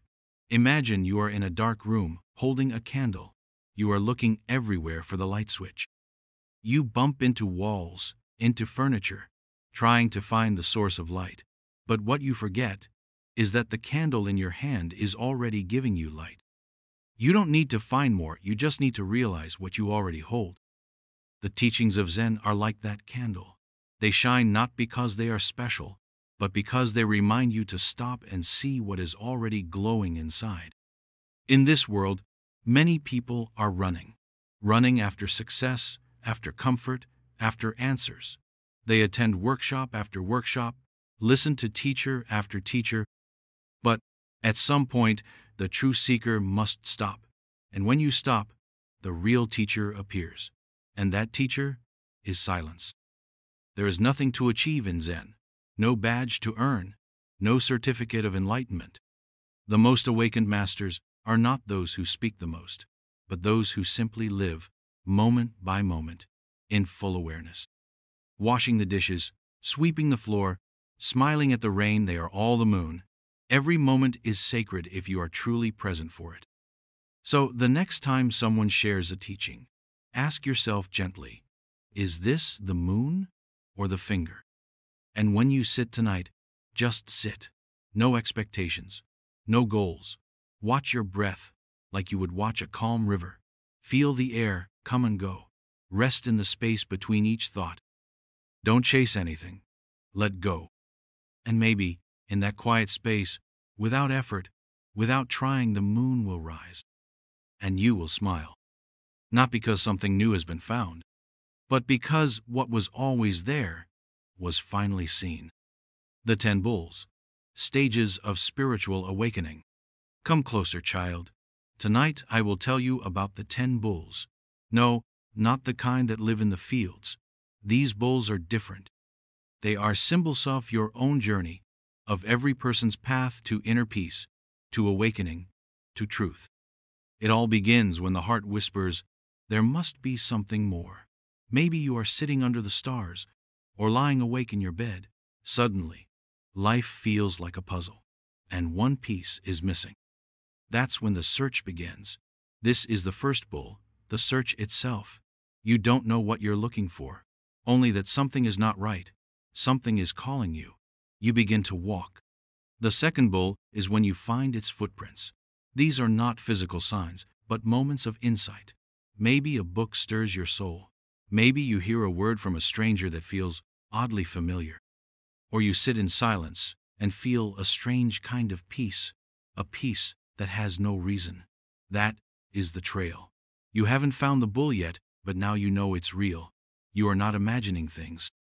Then one day, suddenly, there it is, the third bull. You catch a glimpse of it, wild, powerful, and mysterious. The moment is brief. It might come in deep meditation, in sorrow, in nature, or even in a child's laughter. You feel it. Truth is near. The bull is not tamed. It might run, but you've seen it now, and your heart will never forget. Now begins the hard part, catching the bull. This is the fourth stage.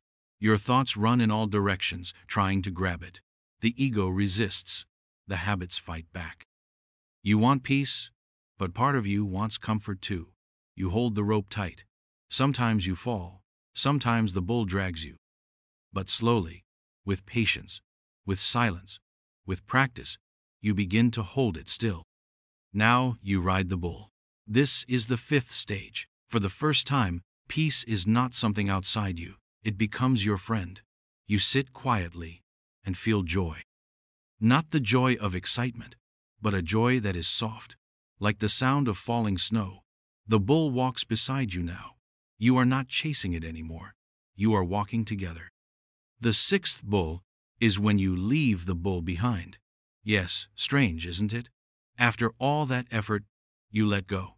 Why? Because you no longer need the image. The symbol is not the truth. You are beginning to live the truth. Your mind is clear. You are not clinging. You rest in yourself. There is no need to seek, no need to find. All is here. The seventh bull is emptiness. You return home, and everything feels the same, yet everything is different. The tree, the bowl, the broom, everything glows softly with being. You look inside, and there is no struggle, no storm, just space, vast, open, still. You smile without reason. You cry without pain. You are simply here. Then comes the eighth bull, returning to the source. You go deeper than silence, deeper than thought. You touch something before words, something that cannot be explained. You cannot draw it. You cannot describe it. But it feels like returning to a mother's arms after a long journey. Everything you chased was always here. The ninth bull is seeing the world with new eyes. The moon is no longer a mystery. The mountain no longer a burden.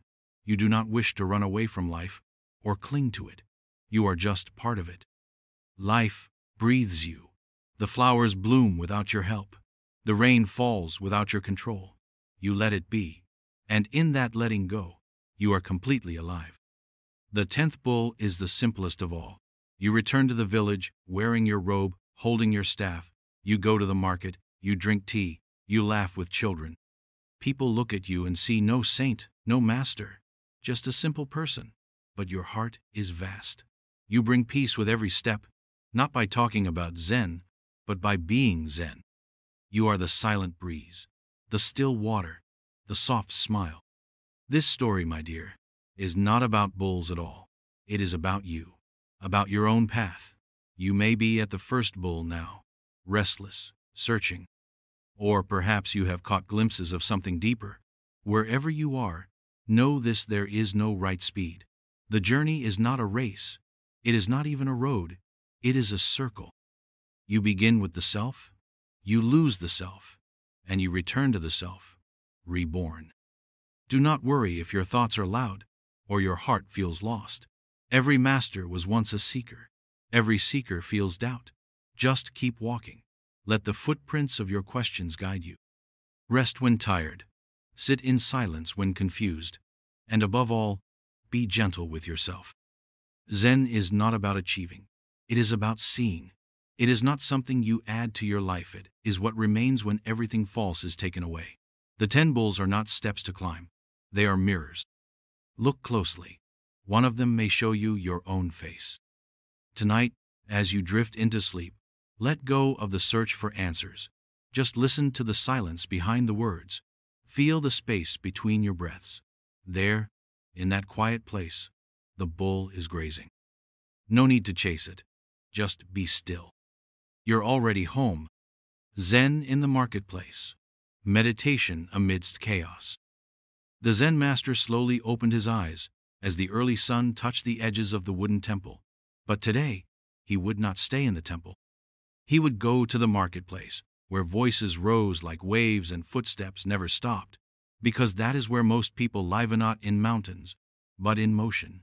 And Zen must be found there too. Many think Zen is only for the quiet places, deep forests, mountain huts, or silent temples. But that's not where most hearts struggle. Real life is noisy. There are bills to pay, children to care for, bosses to answer to, and time that never seems to pause. In this rush, is it possible to be still? Can one truly live in peace while moving through chaos? The master smiled gently. That is where true Zen begins. As he walked into the marketplace, carts rattled, sellers shouted, spices filled the air, and gold coins clinked. Yet within him, there was no disturbance. His steps were soft, his breath steady. He watched the world not as something to escape, but something to walk through mindfully. Every movement, every sound, became part of his meditation. A young man spotted him and ran forward. "Master, how can I meditate in this noise? My life is full of work and noise and trouble. I don't have time to sit still like monks." The master looked around and asked, "Do you breathe while working?" "Yes." "Do you walk while working?" "Yes." "Then you can meditate." The young man looked confused. The master explained, "Meditation is not only sitting with closed eyes, it is being present. When you breathe and know you are breathing, you are meditating. When you walk and are aware of your steps, you are meditating.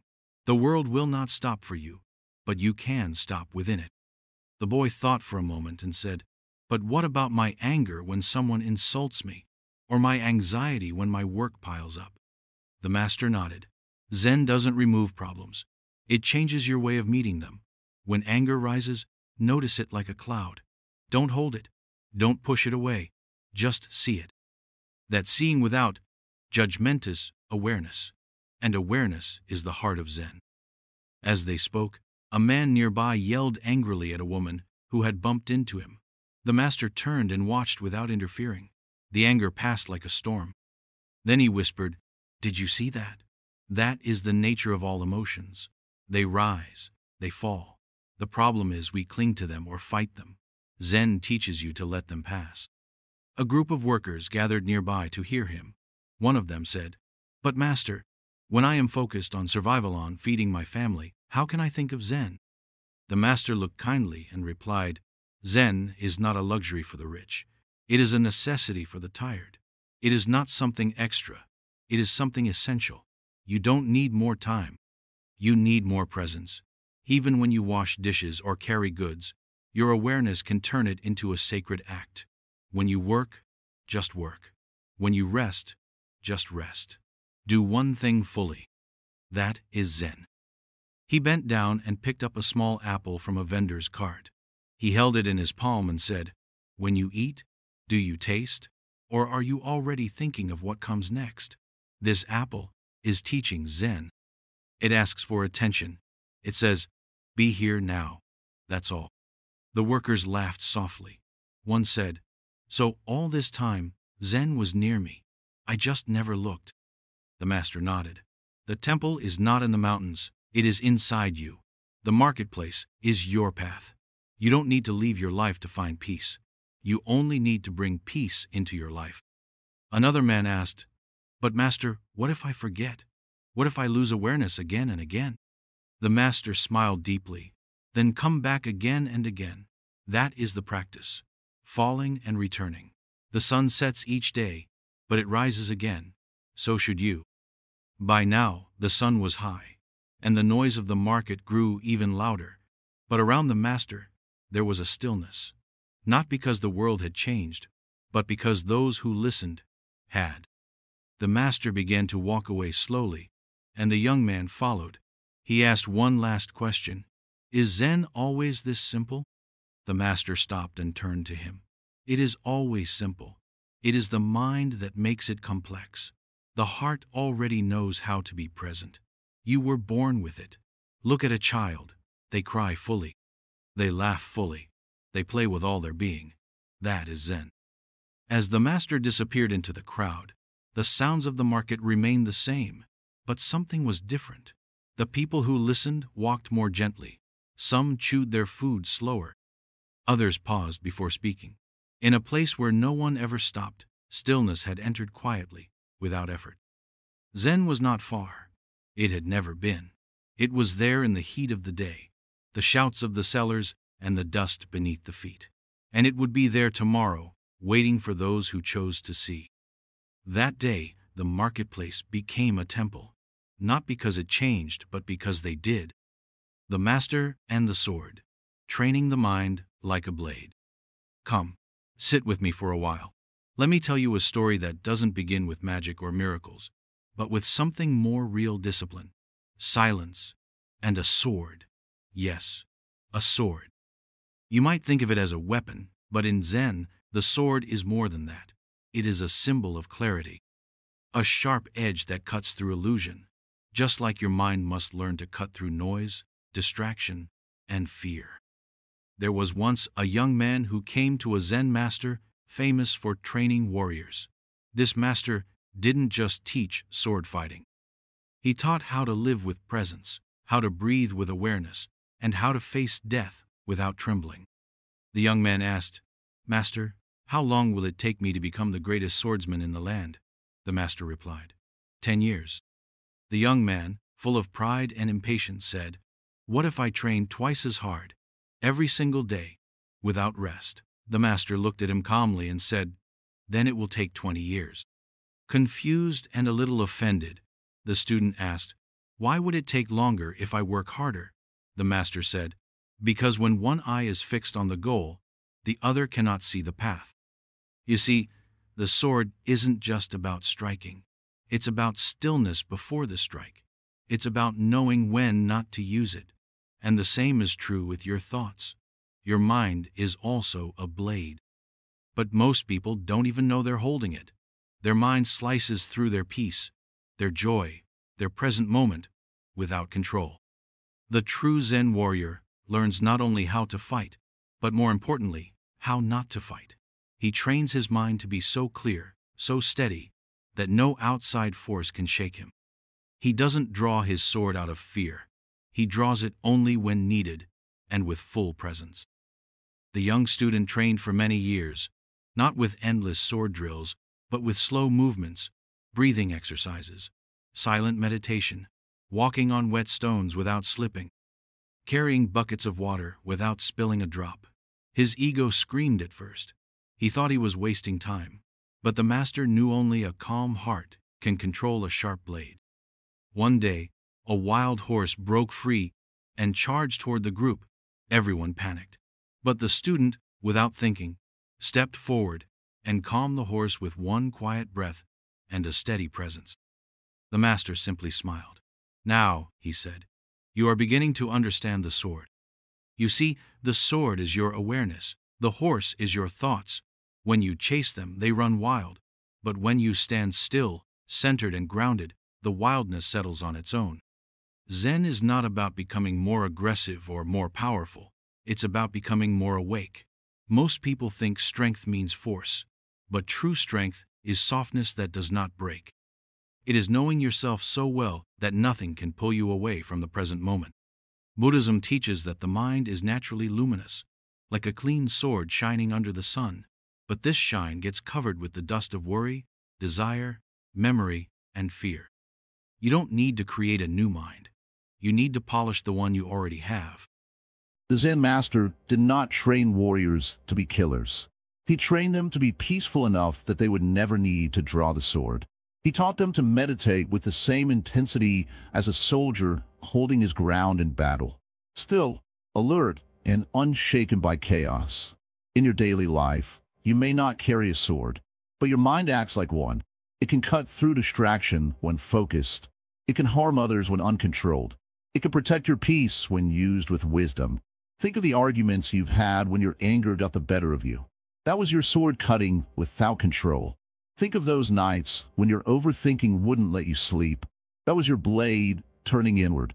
But now imagine being so aware, so calm, that you could pause before reacting. That pause is the Zen sword. Sharp, quiet, and compassionate. There's a story of another student who asked, "Master, how do I stop my thoughts during meditation?" The master picked up his wooden practice sword and gently tapped the student's shoulder. You don't stop them. You let them come, and you let them go. You just don't follow. That's the skill. Not fighting the thoughts, but not chasing them either. Even when life throws pain, uncertainty, or fear your way, like arrows flying in a storm, Zen teaches you to stand still, breathe, be aware, and respond only when needed and only with clarity. A blade in the hands of an untrained person is dangerous. So is a mind in the hands of an untrained heart.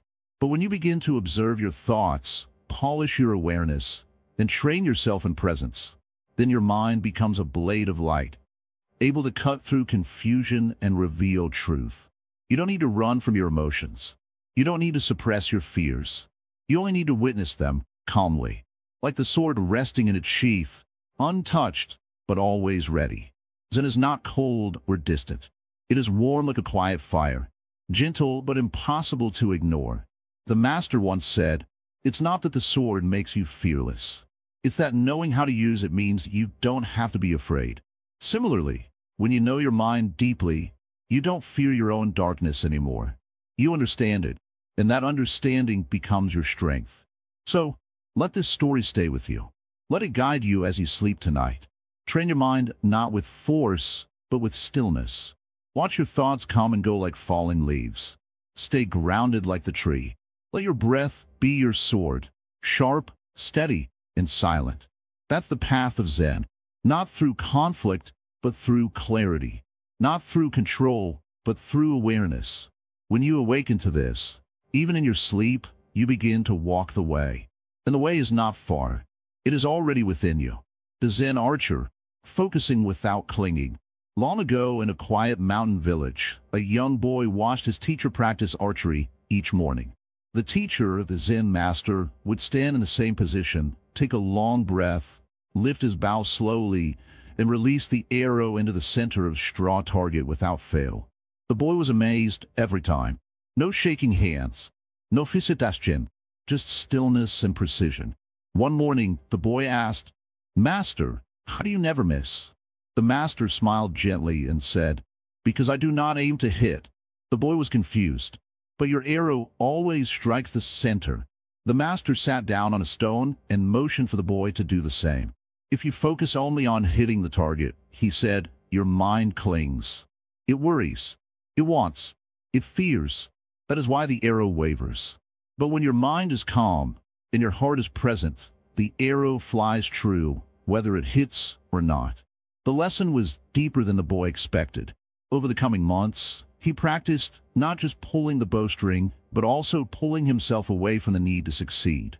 He learned to breathe, to observe, and to release without forcing. Slowly, the arrows began to find their way on their own. In Zen, the archer is not separate from the target, and the arrow is not separate from the act of release. All things are connected in one flowing moment. The bow is not a tool to defeat distance. It is a tool to understand stillness. This story reminds us of something deeply human. We often become obsessed with results. We study to pass. We work to earn. We speak to impress. But rarely do we do something just to be fully in it.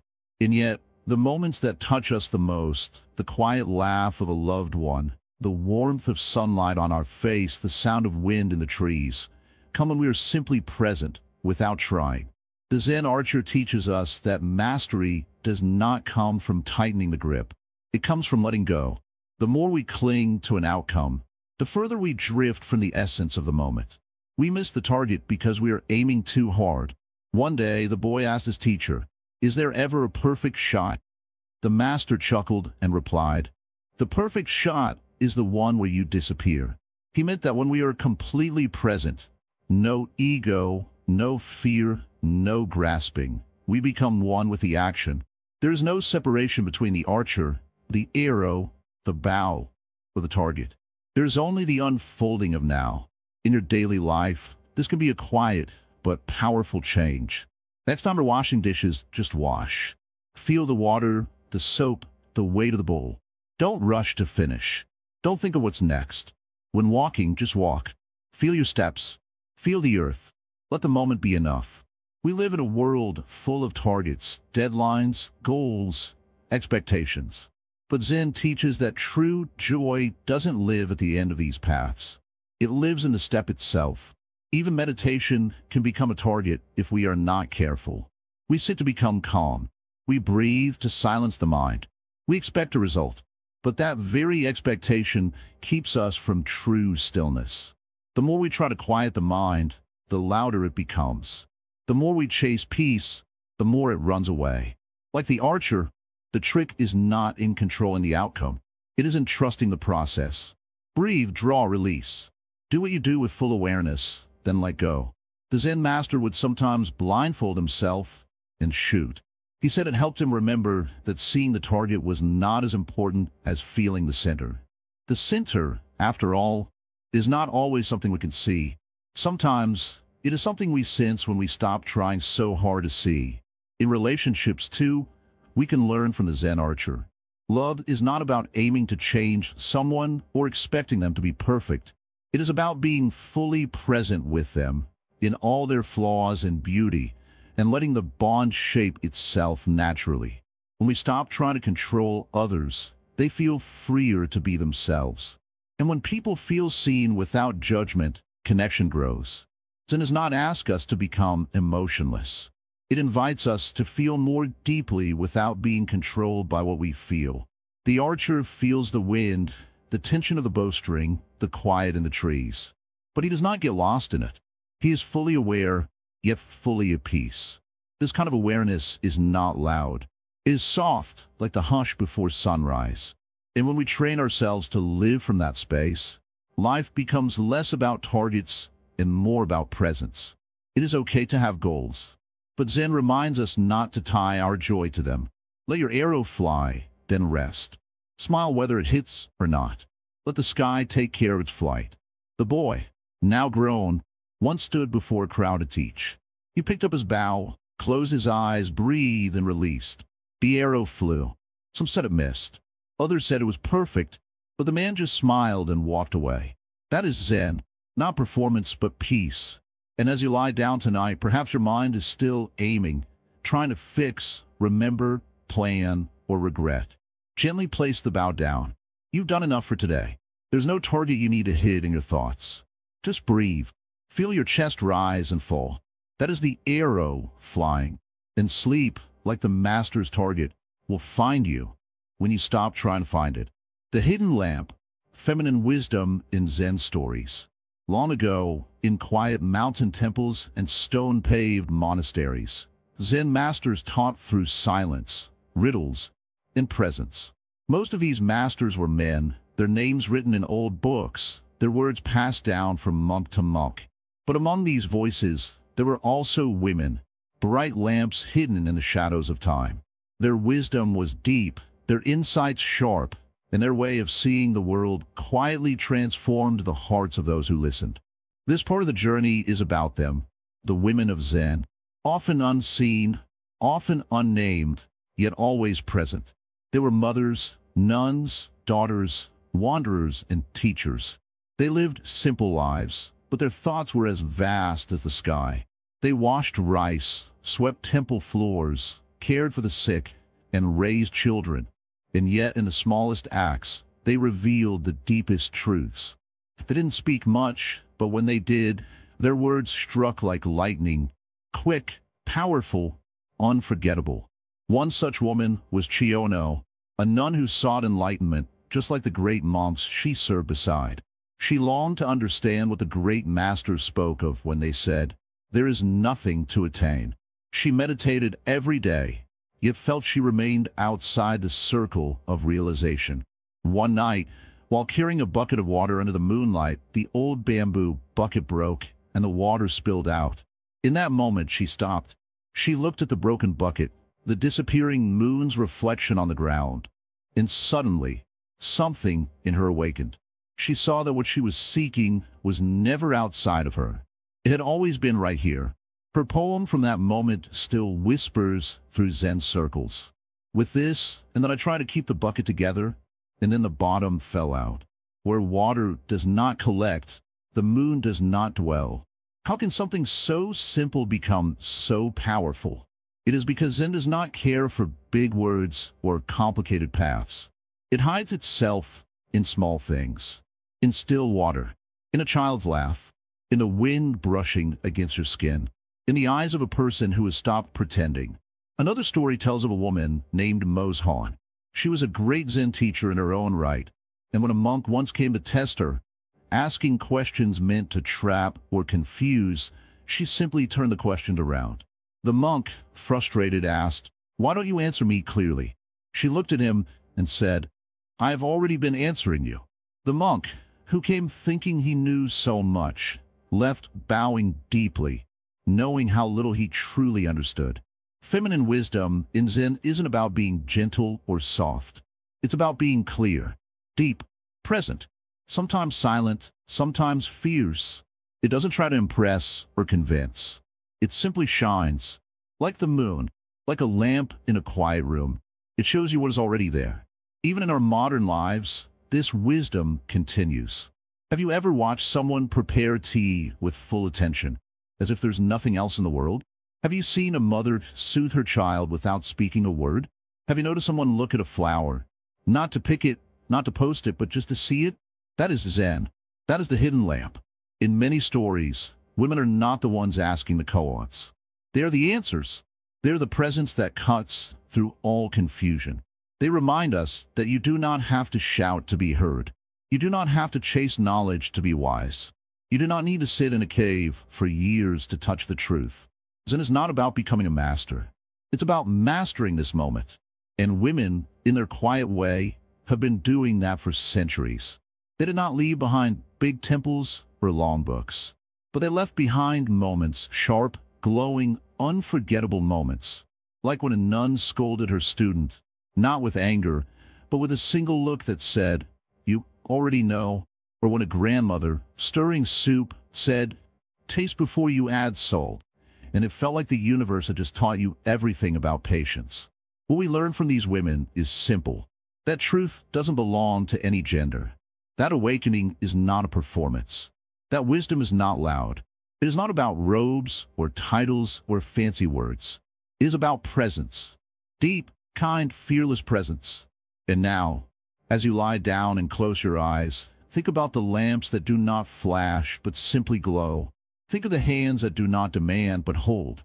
The voices that do not shout but guide. This is the path of the hidden lamp. Sometimes the greatest truths are passed through a whisper, not a roar. And in the stillness of your breath, in the quiet space between thoughts, perhaps a soft lamp is also glowing within you, gently, patiently, waiting for you to notice. Let it shine. Mountains are no longer mountains. The Zen view of reality. Once a young monk came to me and asked, "Master, before I began meditating, mountains were just mountains and rivers are just rivers. But now, when I meditate more deeply, I feel confused. Mountains don't feel like mountains anymore. What's happening to me?" I smiled and said, "You're beginning to see. In Zen, there's an old saying, before enlightenment, mountains are mountains and rivers are rivers. During the path, mountains are no longer mountains and rivers are no longer rivers. But after enlightenment, mountains are mountains again and rivers are rivers again." This may sound like a riddle, but it holds deep wisdom. Let me tell you in very simple words. When we start our journey in life, everything seems straightforward. A tree is just a tree. The sky is just the sky. We live, we eat, we work, we sleep. We accept the world as it appears. This is the first mountain. But then we begin to question things. We wonder, why am I here? Who am I? What is real and what is just a thought? Suddenly, everything we knew feels like it's changing. The world looks different. What once felt solid now feels uncertain. This is when the mountain disappears. You might look at a tree and no longer see just a tree. You see birth, growth, decay. You think of time, emptiness, life, and death. You realize the tree is not separate from the soil, the air, or even your breath. Everything is connected.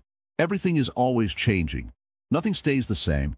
This is a deep stage of insight, but also a place where the ground beneath your feet feels like it's fading. This is a strange and sometimes uncomfortable stage of the spiritual path. Many people think they've made a mistake. They say, "I used to feel clear, but now I feel lost." But the truth is, they're finally waking up. Confusion is not a sign of failure. It's a sign of beginning to see through illusions. Our whole life is shaped by labels and ideas. We look at a rock and call it rock. We look at the self and call it me. But these are just names. The mind creates meaning and we live inside that meaning, thinking it is reality. But when Zen enters, it slowly removes these labels, like wiping dust off a mirror. We begin to see the world not through thoughts, but through direct experience. In the second stage, you begin to feel strange. The person you thought you were, your name, your habits, your role, starts to seem unreal. You may feel like you're floating or disconnected from things that once mattered. But stay calm. This is part of the journey. You are shedding your skin. The river is still flowing, but now you are aware of its current. With time, the mind settles. The heart softens, and slowly, a new kind of seeing arises. You begin to live again. You cook your food, you sweep the floor, you walk under the sky, and something has changed. You no longer try to understand everything with words. You just experience life as it is. Pure, whole, immediate. This is when the mountain becomes the mountain again. But this time, you don't just see the surface. You feel the mountain breathing. You feel the stillness inside the river's rush. You see yourself in everything, and everything in yourself. Nothing is separate, and because nothing is separate, there's peace. Real peace. Not made by ignoring the world, but by becoming one with it. I remember a time when I was young, sitting under a tree after days of doubt and meditation. A leaf fell gently to the ground. Nothing unusual. But for the first time, I didn't just see it fall, I felt the falling. I was the tree. I was the wind. I was the leaf. And in that simple moment, I laughed. The mountain was the mountain again. Many people think enlightenment means escape, leaving the world, leaving thoughts, leaving problems. But real Zen does not run away from life. It walks in a life, barefoot and open-eyed. It touches pain with gentleness. It greets joy without clinging. It becomes one with the ordinary. When you wake up in the morning and feel the warmth of sunlight on your skin, that's Zen. When you drink tea and truly taste it, that's Zen. When you sit silently and notice the breath entering and leaving your nose, that's Zen. Not something you need to achieve, just something you remember. The mistake is thinking that Zen will make life always happy. No, life still brings storms, tears, losses. But Zen gives you a way to stand in the rain and not be afraid. It teaches you to hold both joy and sorrow with equal love. When you walk this path long enough, you'll see that life never needed to be fixed. It only needed to be seen clearly. And when seen clearly, even your problems become teachers. Even your fears bow down to awareness. Even your restless mind becomes a friend. So, don't be afraid if your mountains disappear. Let them dissolve. Let them break apart in your sight. Because when they will return with depth, with mystery, and with the kind of stillness that cannot be shaken. Zen is not about turning your back on the world.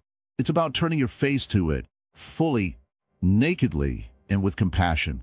It's about becoming quiet enough to hear the truth that has always been there. The mountain was never just a mountain, and yet it always was. Breathe in, feel your body, let the noise settle, and look again. Chop wood, carry water, enlightenment in the everyday. Once a young monk asked an old Zen master, "What is enlightenment?" The master looked at him and said, "Before enlightenment, chop wood, carry water. After enlightenment, chop wood, carry water." The young monk was puzzled. How could the same simple tasks of daily life be the answer to such a deep question? Isn't enlightenment supposed to be a magical moment, a powerful flash of awakening, something that lifts you above ordinary life? The master only smiled. That's where most of us go wrong. We think awakening is far away.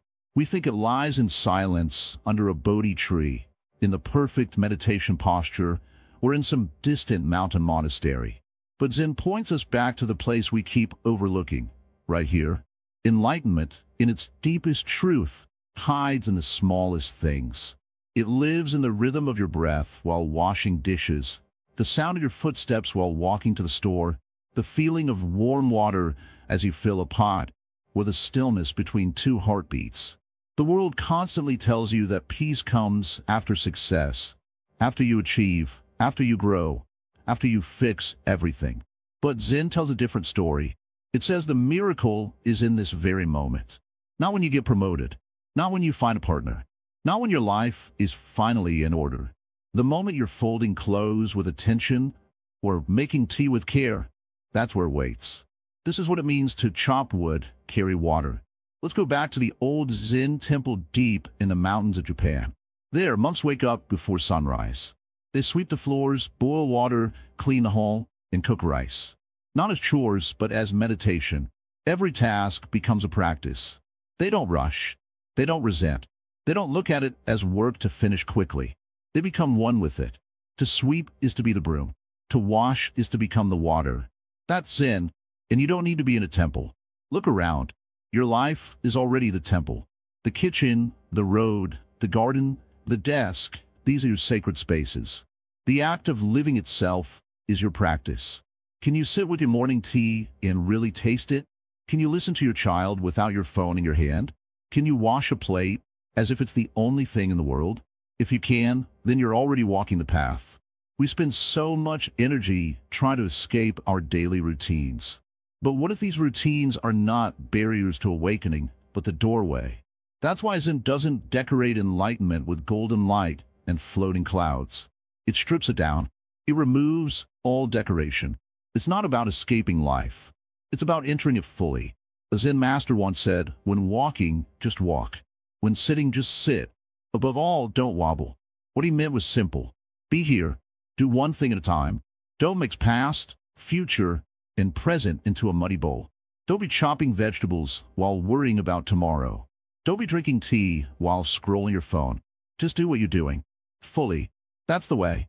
It may sound boring. It may sound too simple. But that's because we've grown addicted to speed, results, and drama. Stillness feels strange to us. But stillness is not nothingness. Stillness is presence. It's the full richness of the moment. Have you ever really looked at a flame while lighting a candle? Watched a leaf fall?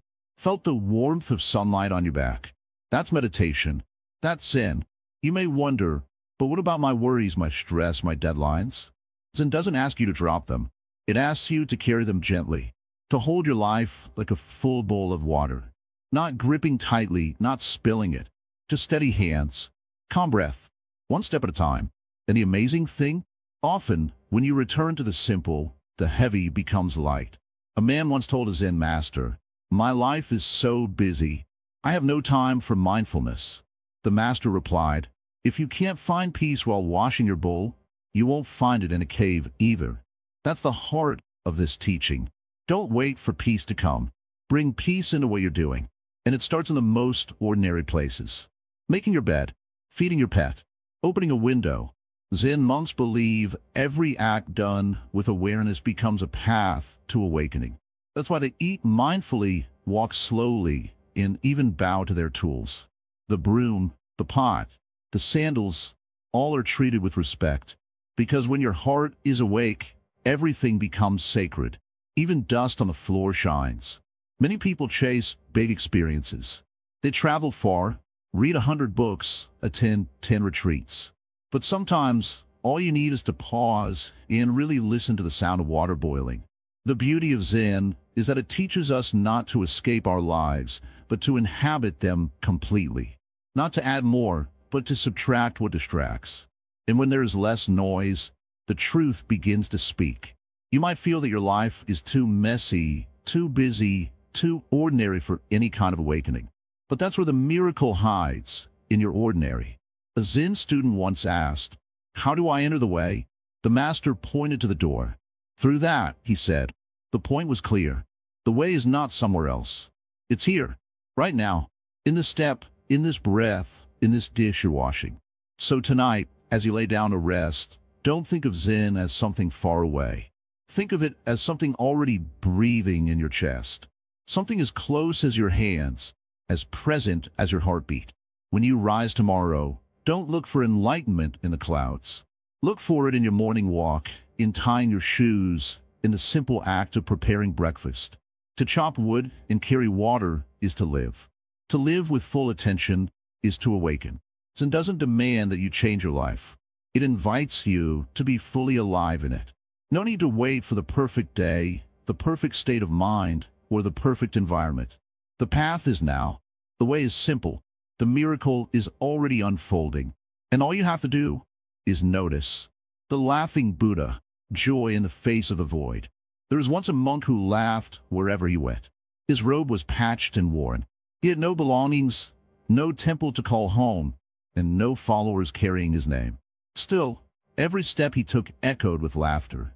When people saw him, they smiled. Children ran toward him. The old bowed their heads with respect.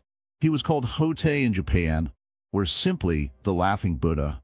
He didn't quote scriptures. He didn't preach philosophy. He carried a cloth sack over his shoulder and handed out sweets to children, fruits to the poor, or sometimes only a smile to the weary. Yet even the wise monks would bow when he passed. Some even whispered, "He is more than what he seems." You see, true Zen is not always serious. It's not always sitting in silence or gazing at a wall. Sometimes Zen dances. Sometimes Zen sings. And yes, sometimes Zen laughs. Hotei laughed because he had seen through the illusion. He laughed not out of foolishness, but out of clarity. There's something very deep hidden in that laughter. When we look at life, we often find suffering, illness, loss, separation, failure. These are all part of human experience.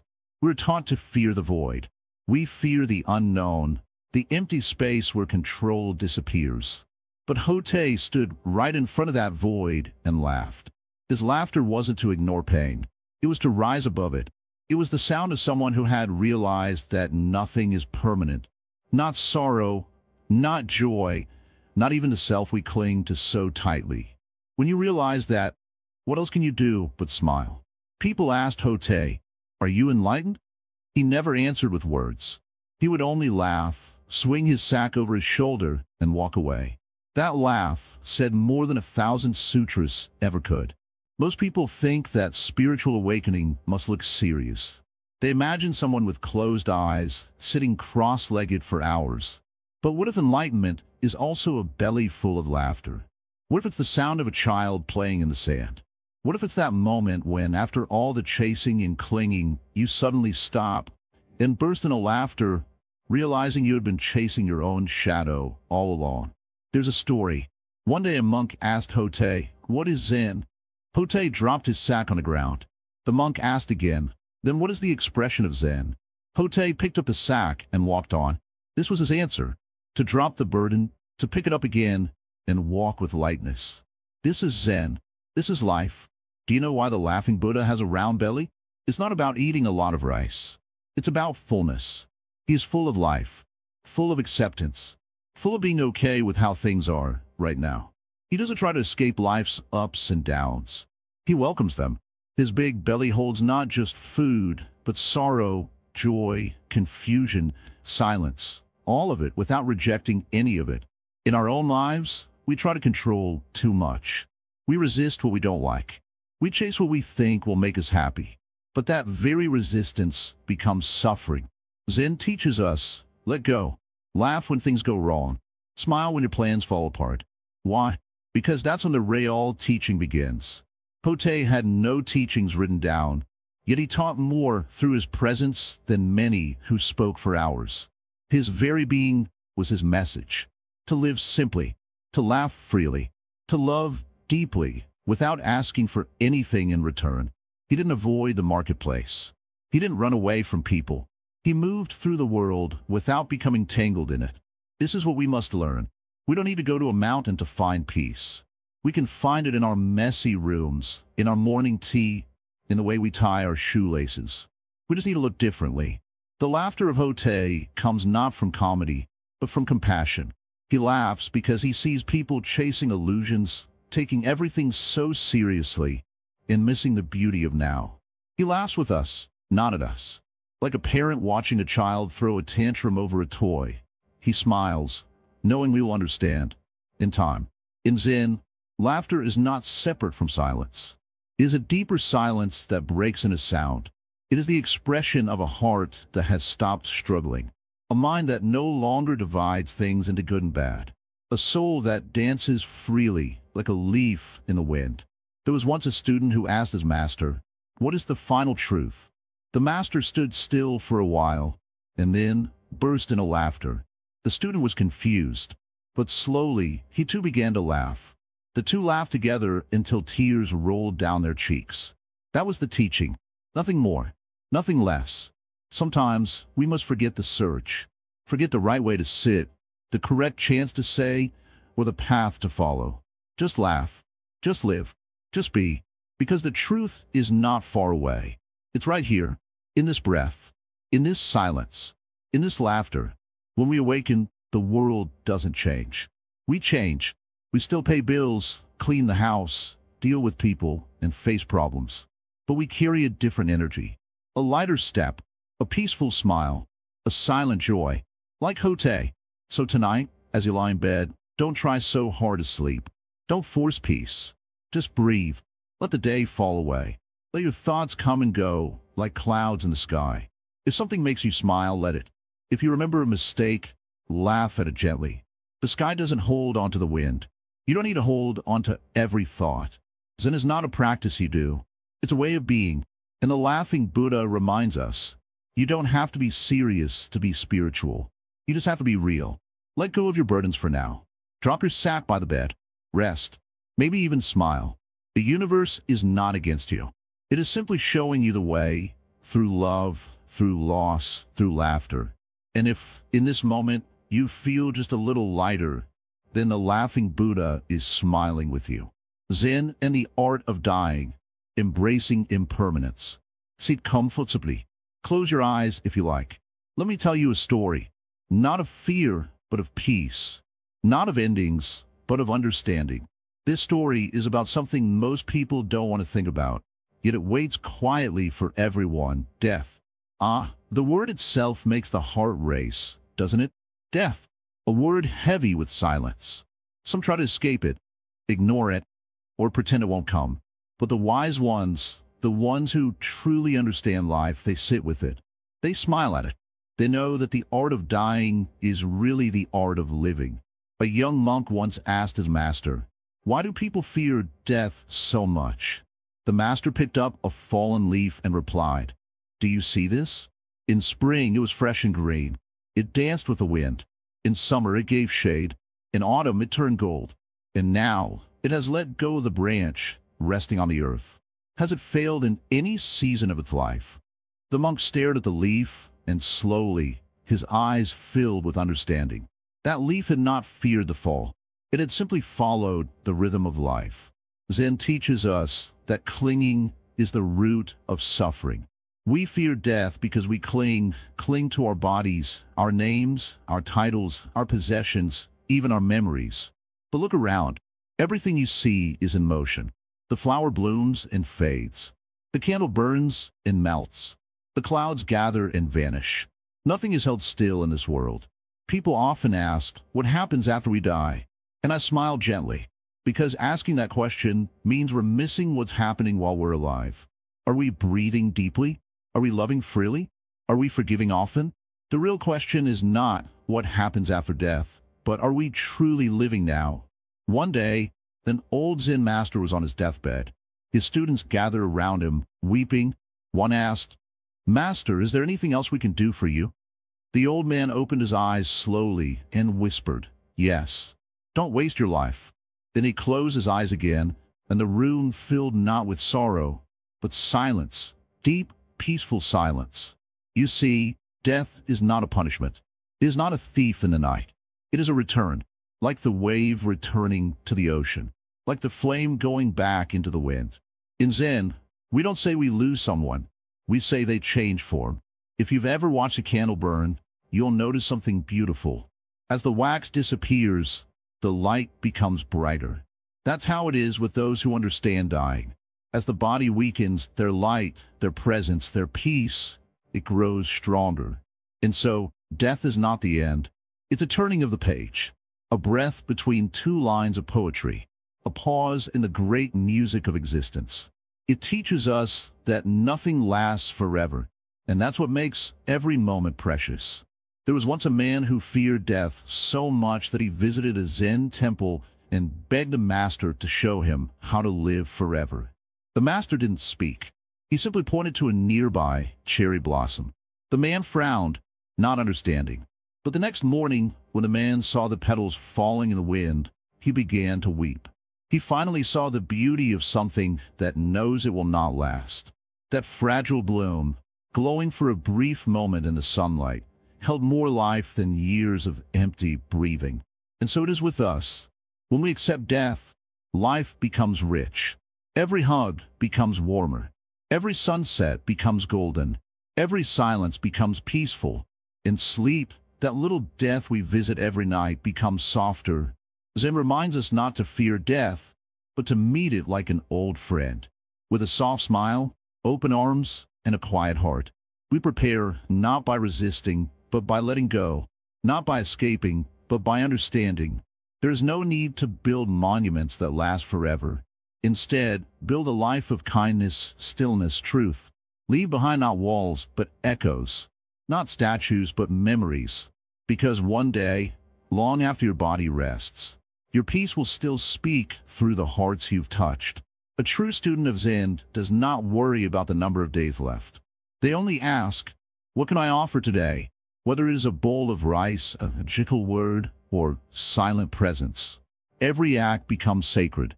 And when the time comes, they bow deeply to the world. They take one last breath, not in fear, but in gratitude. Grateful for the chance to experience rain, fire, laughter, tears, the feel of grass under their feet, the sound of birds at dawn. This, dear one, is the art of dying. It is not dark. It is not cruel. It is a quiet teacher, reminding us, life is beautiful because it ends. So sleep tonight, not as one escaping the day, but as one embracing the mystery. Let your breath slow. Let your thoughts fall away like autumn leaves. And know this, in each ending, a new beginning hides, silent, patient, waiting for your return. The old monk's garden, cultivating inner peace. The Zen master sat in the middle of his garden, not on a throne, not in a temple, but on a small, worn stone bench surrounded by soil, leaves, and the quiet hum of nature. This wasn't just a garden. It was his temple, his classroom, his meditation cushion, and his mirror. Every morning, before the first bird sang and before the sun broke through the clouds, he walked barefoot on the cold earth. He watered each plant slowly, not because they were thirsty, but because he was. One day a young man came to visit. His eyes were tired, and his breath was short, as if he had been running not just through fields, but through his life. He bowed respectfully to the old monk and asked, "Master, I want peace. I want to be calm, but my thoughts never stop. My emotions rise like storms. What can I do?" The old monk didn't answer immediately. Instead, he handed the young man a rake and said, "Help me clear this patch of weeds." The young man, surprised, hesitated for a moment but obeyed. For hours they worked together. They pulled weeds, cleared stones, turned the soil, and planted small seeds. Finally, as the sun began to lower in the sky, the young man wiped his brow and said, "Master, I've come to you for spiritual teachings, not for gardening." The monk smiled, bent down, and gently pressed his palm to the soil. "This," he said, "is the teaching." The young man looked confused. The monk continued, "Your mind is like this garden. If you leave it alone, weeds will grow. Anger, jealousy, confusion, worry, they are the weeds. If you don't care for your mind, these will take over. But if you show up every day, tend to it with patience and care, peace will grow. Slowly, yes, but surely." The young man was silent. Something began to settle in his heart. In Zen, we often look for answers in complicated places, in ancient texts, in difficult philosophies. But the truth is usually simple. Clear the weeds. Water what matters. Show up with love. The garden doesn't bloom overnight. It takes time. And peace, too, is not a sudden light switch. It's the result of quiet, unseen choices. Just like each seed we planted today will take weeks to sprout, the seeds of calm we plant in our lives will take time to bloom. But if we wait with care, they will. The monk's garden had no fountain, no grand design. It had crooked rows and simple plants. But every leaf had been touched with love, and that love echoed in the stillness of the place. One afternoon, the monk stood before a small rose bush. The petals had just begun to open. A student standing nearby said, "Master, this rose is perfect. How did you grow it so beautifully?" The monk smiled and said, "I didn't grow it. I only gave it what it needed to grow. Sunlight, water, patience. The rose did the rest." This is how we grow peace inside ourselves. We don't force it. We don't control it. We give it space, time, and care. The rest happens naturally. Sometimes the weeds will return. That's okay. Just like in any real garden, weeds always come back. But that doesn't mean we failed. It just means we must return again, rake in hand, and do the quiet work. Again and again. This is the path. Peace is not a permanent state. It's a rhythm, a dance between effort and surrender, between silence and noise, between tending and resting. One of the students once asked, "Master, do you ever get angry? Do you ever feel sadness?" The old monk looked at the setting sun and said, "Of course, but I don't water those feelings. I acknowledge them like weeds that visit. I pull them gently in return to planting joy. There is no magical switch that turns off our suffering, but there is a simple practice that helps us live with less of it. Presence. Being here, not in yesterday, not in tomorrow, just here. When we garden our inner world with patience, it changes how we see the outer world. We start to notice the small things. The way light falls on a leaf. The sound of wind brushing through grass. The quiet between two thoughts. And this awareness becomes the beginning of peace. The old monk once sat under a tree with a child. The child asked, "What is meditation?" The monk picked up a handful of dirt and let it fall through his fingers. "It is like this," he said, "letting go a little at a time." So many of us want to fix everything at once. But peace doesn't arrive through control. It arrives through understanding, through watching, through planting and waiting. You don't have to move to the mountains. You don't have to become a monk. You just have to become like the monk in your own life. Choose your garden. Maybe it's your morning breath. Maybe it's your evening walk. Maybe it's the moment you close your eyes at night. Tend to it gently. The soil is always ready. Are you? Let the garden grow.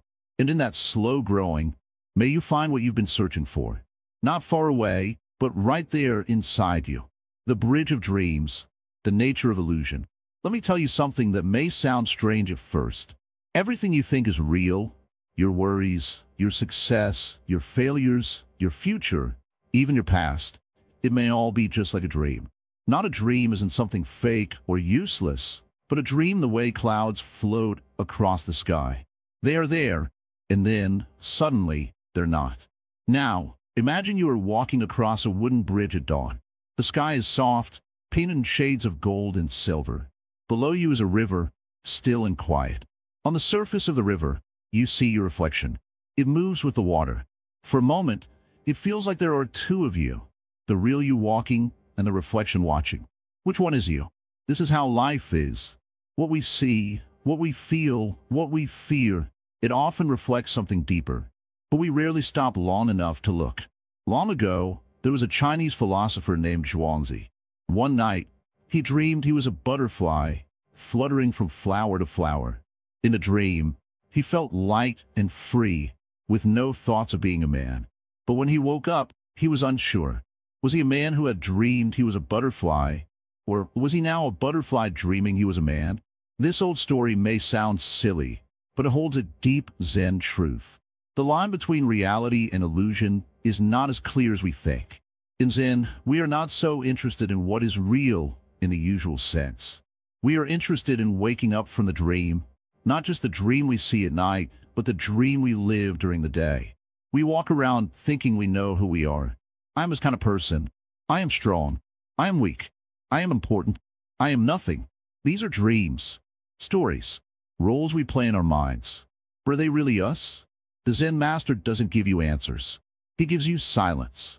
He gives you a question you cannot answer with words. When you ask, "Who am I really?" then your mind goes quiet. That's where the truth begins. One student once came to his master and said, "I want to find truth." The master smiled and pointed to a mirror. The student looked in and said, "That's just me." The master shook his head and said, "No, that's who you think you are. Truth is what watches you looking." In sleep meditation, when you lie quietly with your eyes closed and your breath slow, something strange begins to happen. Your body relaxes, and the wall between your waking mind and your dreaming mind becomes thin. In this space, Zen stories reach you not as ideas, but as feelings. A gentle understanding begins to rise, not from the mind, but from the heart. You begin to notice how your thoughts come and go, like visitors. You begin to see that they don't stay. Even your pain, if you observe it gently, shifts and softens. Even your fear becomes less sharp. Why? Because you're not holding it so tightly anymore. Because you're beginning to see it might just be part of the dream. One Zen master said, "When I was young, I believed the world was real. When I grew older, I doubted it. Now I smile at it." That smile is not a smile of foolishness. It is the smile of freedom. When you understand that your worries are like clouds, you don't try to chase them away. You just watch them pass. You may ask, but if life is a dream, does anything matter? Yes, it matters deeply. In fact, once you understand the dream, you can live more fully. You stop chasing shadows. You start touching what is real, not with your hands, but with your attention. A flower, a breath, the feeling of warm sunlight, these become sacred. Not because they last, but because you are awake enough to see them. There's a monk who would sweep the floor every morning, slowly, carefully. A student once asked him, "Why do you sweep with such care? The dust will return tomorrow." The monk replied, "Yes, and so will I. Every day I sweep both the dust and my illusions." This is the practice, not to destroy the dream, but to stop being lost in it. You learn to smile at the dream, to bow to it, to let it be, and walk through it with your eyes open. When you sleep tonight, your body will rest, but your spirit will hear these words. A seed will be planted. The bridge of dreams is not something to cross once. You cross it every night. You cross it every morning when you wake up. And someday, maybe you'll see that there's no bridge at all. Just a flowing river, carrying dreams, carrying you, carrying everything. But until then, listen. Let the stories settle into your breath. Let your mind float like a leaf in water. You don't need to understand everything. Just rest. Just be here, in this moment. That is enough. Sleep now, dear one, not to escape life, but to return to it with gentler eyes. Everything is just as it should be. Let the dream unfold, and let the watcher inside you smile softly, knowing the truth beneath it all. The Zen mirror, seeing yourself clearly. Tonight, listen closely, not just with your ears, but with the quiet space behind your thoughts. Because this story is not about someone else. It is about you. It is about the person you think you are, the person you want to be, and the person you truly are when everything else is stripped away. In Zen, the mirror is not just an object. It is a symbol, a simple, silent teacher that shows without judgment. It reflects exactly what stands before it. Nothing more, nothing less. And in that reflection, we are invited to see what we have long ignored. A young monk once came to the master, troubled and tired. "Master," he said, "I've meditated for years. I've read all the sutras. I've practiced mindfulness. But I still don't feel at peace. I still feel like something is wrong with me." The master said nothing. He simply held up a mirror. "What do you see?" the master asked. "My face," the monk said. "Is the mirror judging you?" "No." "Is it changing your image to make you look better or worse?" "No." The master smiled gently. "This mirror shows you what is, but does not hold on to it. It reflects and lets go. The moment you leave, your image disappears. This is what you must learn." The monk looked confused. "You are not your thoughts," the master continued. "You are not your emotions. They appear in you like reflections in a mirror, but they are not you. You cling to them, and that is where your suffering begins." That night, the monk sat under the moonlight with a small bowl of water in his hands. The moon reflected in the bowl. He tried to touch the moon's image, but the ripples broke it. The clearer the water became, the stiller the image. He finally understood. In life, we often mistake the reflection for the truth. We think we are our mistakes, our failures, our titles, or our worries. But these are only ripples in the water. They come and go. What remains quietly and steadily is the mirror itself, your true nature, unchanging, empty yet full, silent yet aware. Seeing yourself clearly is not about fixing yourself. It is about stopping long enough to see what is already there. Zen doesn't ask you to improve. It asks you to look without fear, to look without judgment, and to look deeply enough that the one who is looking disappears. One day, a man went to a Zen teacher and said, "I feel lost. I don't know who I am." The teacher took him to a clear pond and asked him to look into it. "What do you see?" "My reflection." "Stay here. Look until you see nothing." The man sat there for hours. The wind passed. The clouds moved. The water stilled. Eventually, he closed his eyes and smiled. "I don't see anything anymore," he said softly. The teacher nodded. "Now you have begun. In our daily lives, we fill our mirrors with labels. Parent, worker, dreamer, failure, success. But these are stickers we place on the surface. Beneath them, the glass remains untouched. When a mirror is covered, we forget what we really look like. And so, Zen invites us to wipe it clean, to remove all the dust. Not by force, but by stillness. You don't need to fix the reflection. You need to understand it. You don't need to escape your flaws. You need to stop identifying with them. This is the hardest and simplest truth. You are already enough. But as long as you search for something outside the mirror, you will never see it. So how do we clean the mirror? By stopping, by sitting, by noticing. When a thought comes, see it as a passing cloud. When a feeling arises, let it rise and fall like a wave. And when silence enters, welcome it. That silence is the surface of your true self. One Zen story tells a man who came to a mirror and began yelling at it. He didn't like what he saw. He called it ugly, weak, full of pain. But the mirror didn't respond. It didn't defend itself. It didn't argue. It just showed. And when the man finally grew tired, when he fell silent, he looked again. The anger was gone. The pain had softened. And he saw a face that had always been there. He just never looked without judgment. To see yourself clearly is to drop all effort. No more pretending. No more performing. No more chasing an idea of who you should be. The mirror waits patiently. It does not beg for your attention, but it is always ready to show you the truth. The Zen master once said, "If you want to see your true face, look before your parents were born." This does not mean to go back in time. It means to look beneath the stories you've inherited, beneath your name, your job, your history. What remains? That is the mirror. That is Zen. You are not broken. You are not lost.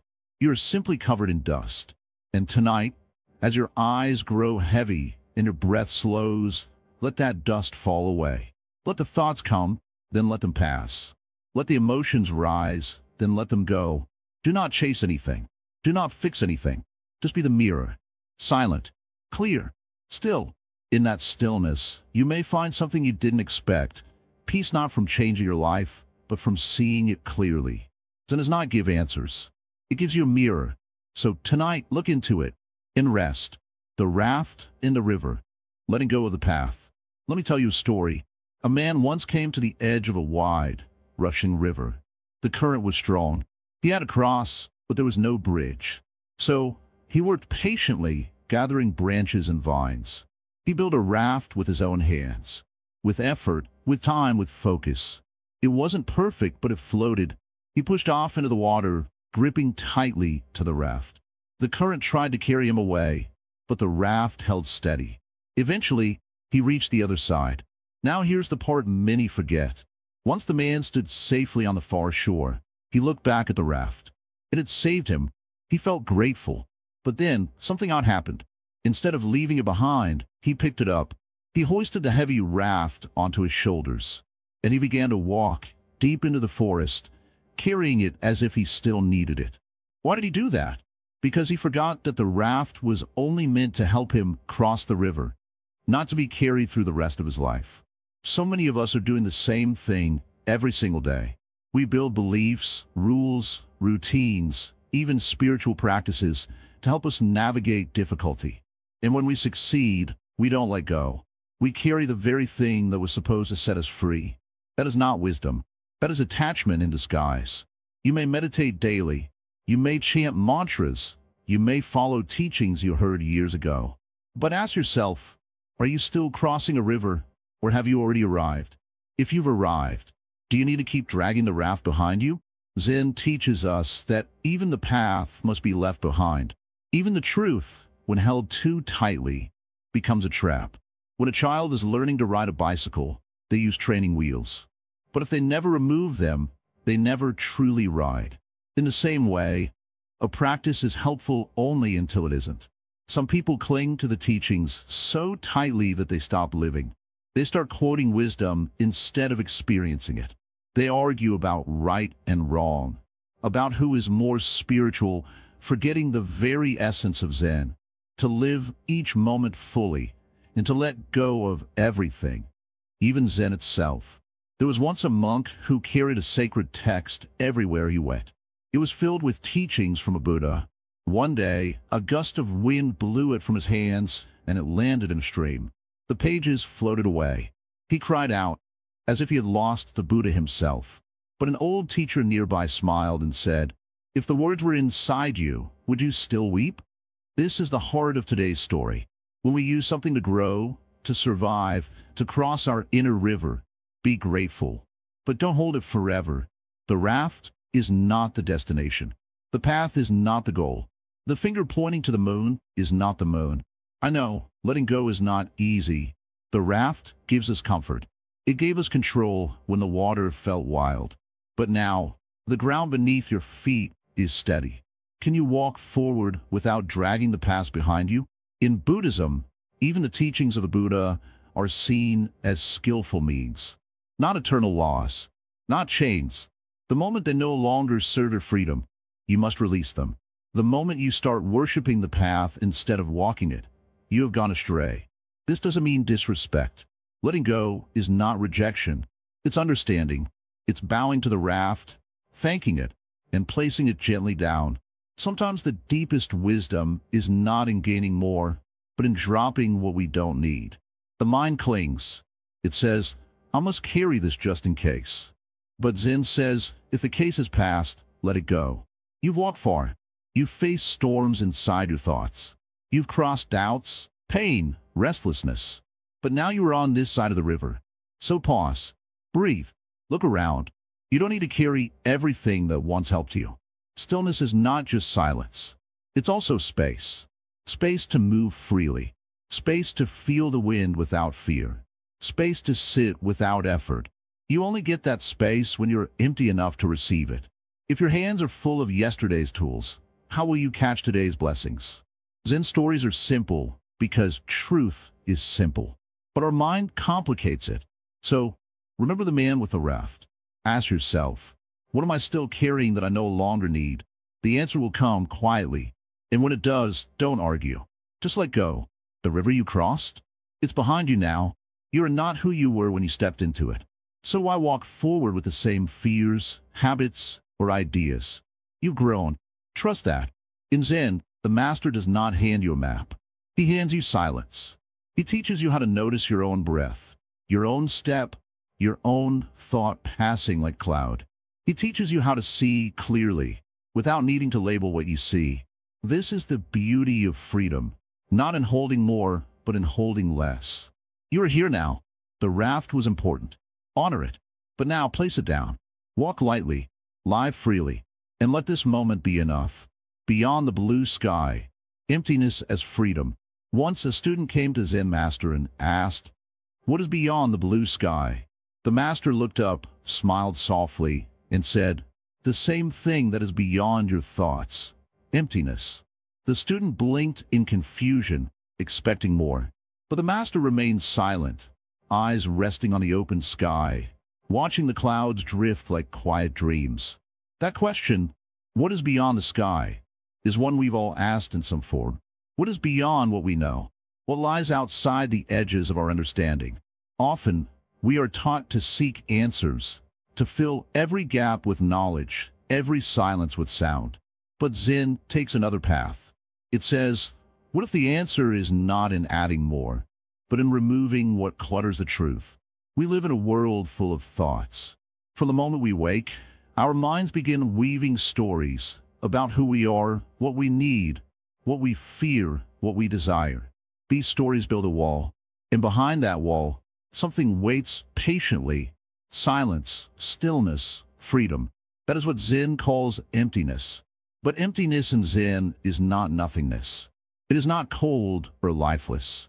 It is full of potential, like a blank canvas before the first brushstroke. Let's understand it simply. Imagine your mind is a house. Every thought, every belief, every fear, and every plan is a piece of furniture. Some are old and broken. Some are heavy and dusty. Some are beautiful, but no longer useful.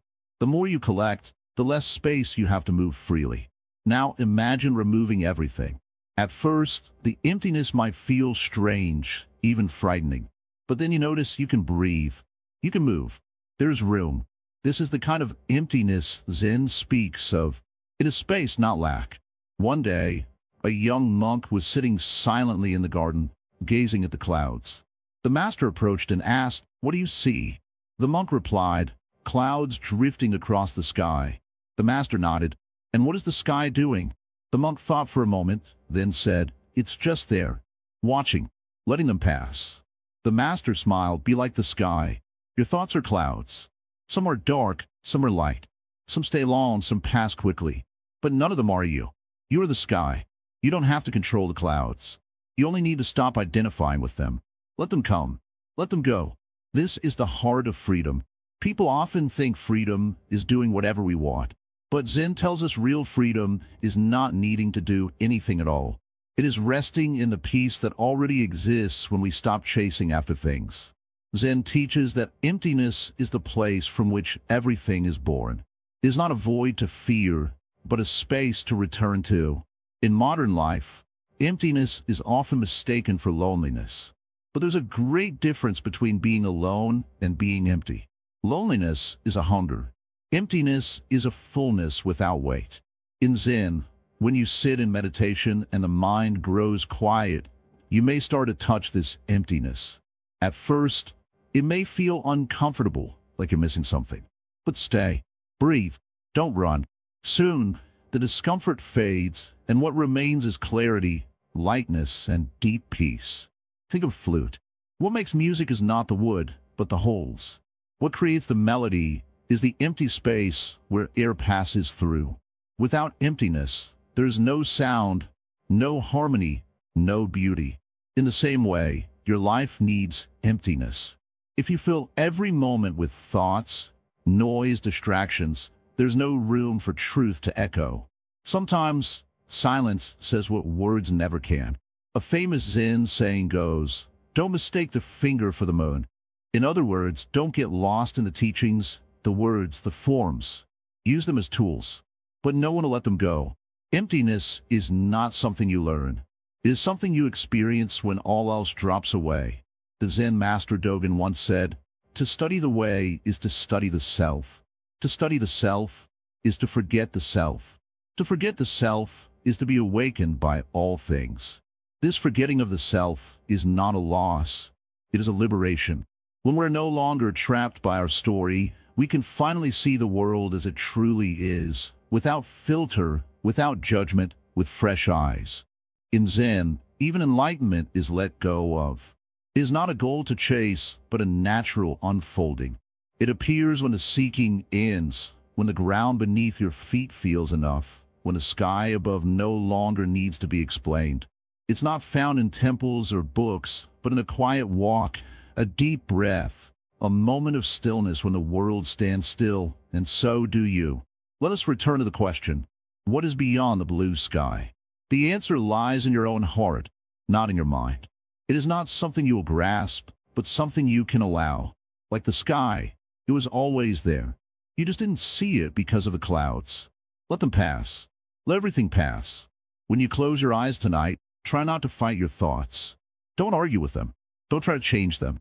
Simply let them float like clouds across a vast sky. And remember, you are not the thought, not the cloud, not the storm. You are the still, silent sky beyond it all. In the sky, nothing is missing. Nothing is lacking.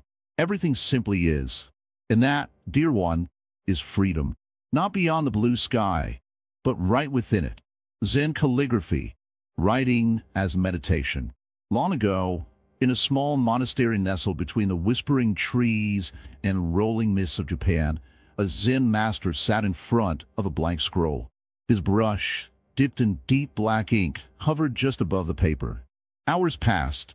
Still, the brush didn't move. A young student watched him quietly, wondering, why does the master hesitate? He has written thousands of times. But the master wasn't hesitating. He was waiting for the mind to become still, for the breath to settle, for the moment to ripen into presence. In Zen, calligraphy isn't just writing. It's a mirror. A single stroke reveals everything: your mind, your breath, your balance, your thoughts, your state of being. That's why the Zen masters of old treated each stroke like a meditation. Not rushed, not calculated, just pure being, flowing through brush and ink on a paper. The way a person moves their brush tells you how they live their life. Fast or slow, calm or agitated, focused or lost. A Zen master once said, "The brush does not write. The mind writes." This is the essence. What appears on the page is not just characters or beauty. It is the spirit itself, pressed into form. In this way, Zen calligraphy is not about making art. It is about revealing truth. Every stroke is a moment, and every moment, if done with awareness, becomes a gateway to awakening. Imagine writing a single word. You dip the brush, lift it gently, feel the soft resistance of the bristles against paper. You don't rush. You don't force. You simply breathe and let the ink become part of the silence. There's no need to correct. If the stroke is crooked, it stays. If the ink is too light, it stays. There's no mistake in Zen calligraphy. There's only what is. And what is, when seen clearly, is perfect. Many people believe they must become something extraordinary before they can be at peace. But the truth is, peace comes from embracing what you are now. When you hold the brush, you're not just writing words. You are expressing your essence. Whether your hands shake or your lines waver, it does not matter. Zen is not about control. is about presence. It is about allowing things to be exactly as they are. In one temple, a master was known for his wild, unshaped characters. Visitors would gasp, "This looks nothing like the refined calligraphy of the scholars." But others would stare in awe. They could feel something deeper in those strokes: freedom, boldness, honesty. His brush danced like wind through bamboo. Unpredictable, raw, alive. That was Zen. When students asked him to teach them, he never gave lessons in technique. Instead, he would hand them a brush and ask, "How do you feel right now?" If they said they were nervous, he would say, "Then write with your nervousness. Don't fight it." If they said they were calm, he would say, "Then let the calm flow into the ink." The brush was never meant to obey the mind. It was meant to reveal it. This is why Zen calligraphy can never be truly copied. Even if two people write the same word, the feeling behind the stroke makes it different. One line may tremble with sadness. Another may rise with quiet joy. That's why Zen masters often say that writing is not about perfection. It is about sincerity. In Zen, there's a belief that when you write from the heart, you are not alone. The entire universe flows through your hand. The ink carries the breath of life. The paper listens. The silence around you becomes part of the expression. There's no separation. No you and the brush. No you and the moment. Just the now, endlessly unfolding. Sometimes, the practice of calligraphy was done as a daily ritual. Not to make something beautiful, but to return to the present. It was a moment to check the mind. Was it busy? Scattered? Centered? By observing the brushstrokes, the master could see the student's inner weather. A jagged line, a rushed movement, a thick blot of ink. It all spoke louder than words. One student, desperate to improve, asked, "Master, how can I make my calligraphy better?" The master answered, "Make your life better. Write as you live." The student didn't understand at first, but over time, he realized that no amount of training could hide a restless heart. To improve the stroke, he had to first calm a mind. To calm a mind, he had to look within. Zen calligraphy teaches us to see clearly without judgment. It reminds us that what we create is not separate from who we are. Each time we sit, each time we move the brush, we have a chance to meet ourselves with honesty. Not to fix or control, but to witness and accept. This honesty is the true ink. Even the act of preparing the ink is a meditation. Slowly grinding the ink stick on the stone, adding drops of water, hearing the soft swirl. It forces you to slow down, to breathe, to enter the present. It is in this slowing down that the real shift begins. You stop doing and start being. You stop planning and start listening. Some masters wrote only one character a day. That was enough. One word, one moment, one truth. It was not about quantity. It was about depth. That one stroke could carry more silence than 1,000 sermons. That one line could say what words cannot. This is the power of presence. In modern life, we rush everything. Even when we write, we type fast, barely thinking, chasing productivity. But Zen calligraphy brings us back. It tells us, slow down. Feel the paper. Feel your breath. Feel your life. This slowing down is not laziness. It is clarity. It is the path home. In this story of brush and ink, we learn a deeper lesson, that nothing needs to be added to you. You already hold the ink of awareness, the brush of intention, the canvas of your life. The question is, will you write blindly, or will you let the stroke come from a place of peace? Zen doesn't ask you to create beauty for the world. It asks you to be honest with yourself. A single brushstroke made with truth is more powerful than 1,000 made with pretense. That's why in Zen, the crooked lines often hold more wisdom than the straight ones. Because they are real, they are alive, and in that realness something opens. A space within you where judgment fades and peace enters. A space where the brush, the hand, the breath, and the heart become one. In that oneness, you meet something deeper than thought. You meet the stillness beneath all movement. So next time you pick up a pen, or even just breathe into the moment, remember the Zen master and his brush. You don't need to be an artist. You just need to be present. Let each movement, each word, each breath be your meditation. and slowly, stroke by stroke, you will begin to write not just on paper, but on the canvas of your life, with awareness, with grace, and with peace. A flower in hand, direct transmission of truth.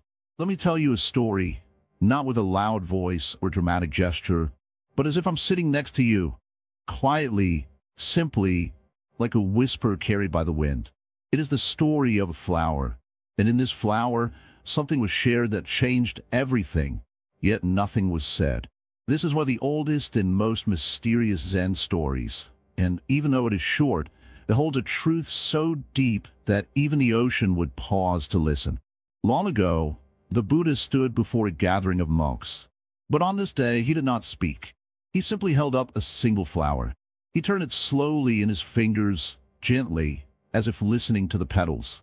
The monks waited for a teaching, for words, for a sermon. But nothing came, nothing except that quiet flower. Most of them were puzzled. But one monk, Mahakassapa, smiled. That was all.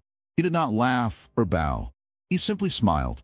And in that moment, the Buddha said, I possess the true Dharma, the marvelous mind of nirvana, the true form of the formless, the subtle Dharma gate, which does not rely on words or letters, but is a special transmission outside the scriptures. This I entrust to Mahakassapa. This was the first moment of Zen. You see, Zen is not something written in books or spoken with grand speeches. It is not a philosophy to argue or a puzzle to solve. It is something much simpler and yet far more difficult. It is seeing what is directly in front of you. A flower, a breath, a smile, a moment. Why did Mahakassapa smile? Because he saw it. Not the flower, but the teaching. Not the gesture, but the truth behind it. In that quiet moment, he understood what the Buddha was pointing at. It wasn't about the flower. It was about the silence, the presence, the being. It was about this moment, this exact, breath-held stillness where the mind stops grasping and simply sees. Now you may ask, but what was the teaching? That is the beautiful part. It cannot be explained with words. If I try to tell you, I would take away the very thing I'm trying to show you. That's the paradox. Zen cannot be handed to you like a gift. It must be recognized within your own heart.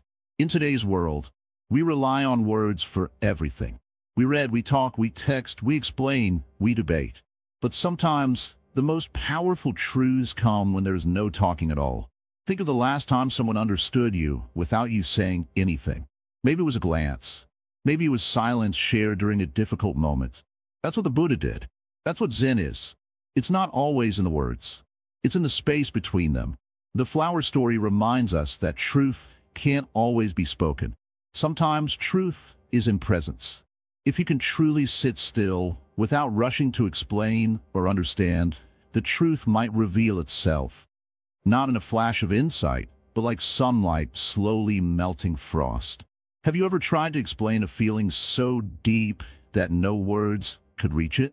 Like love or grief, or a strange peace that suddenly falls over you when watching the trees move in the wind. That's what Zen points to. Not the surface, not the noise, but the quiet behind everything. In the tradition of Zen, this moment between the Buddha and Mahakassapa is considered the first turning of the Dharma wheel without words. It set the stage for all of Zen's silent teachings. And from that moment, Zen masters have continued this direct pointing, master to student, not through lecture, but through presence, through practice, through living examples. You won't always recognize this transmission. Sometimes it comes as a question that makes no sense. Sometimes it comes as a slap, a laugh, or even a chore. A Zen master might tell you to sweep the floor, not because the floor is dirty, but because in sweeping, you might discover something. You might meet yourself. There's an old Zen saying, don't mistake the finger pointing to the moon for the moon itself. The flower the Buddha held was the finger. But Mahakassapa saw the moon. He saw the truth that could not be named, and that truth awakened something in him that could never be put back to sleep. This is what Zen offers. Not answers, but openings. Not explanations, but invitations. An invitation to stop searching outside and start looking inside. To stop thinking so hard and start feeling more deeply. To trust what is already present. Every moment, a flower is being held up before you.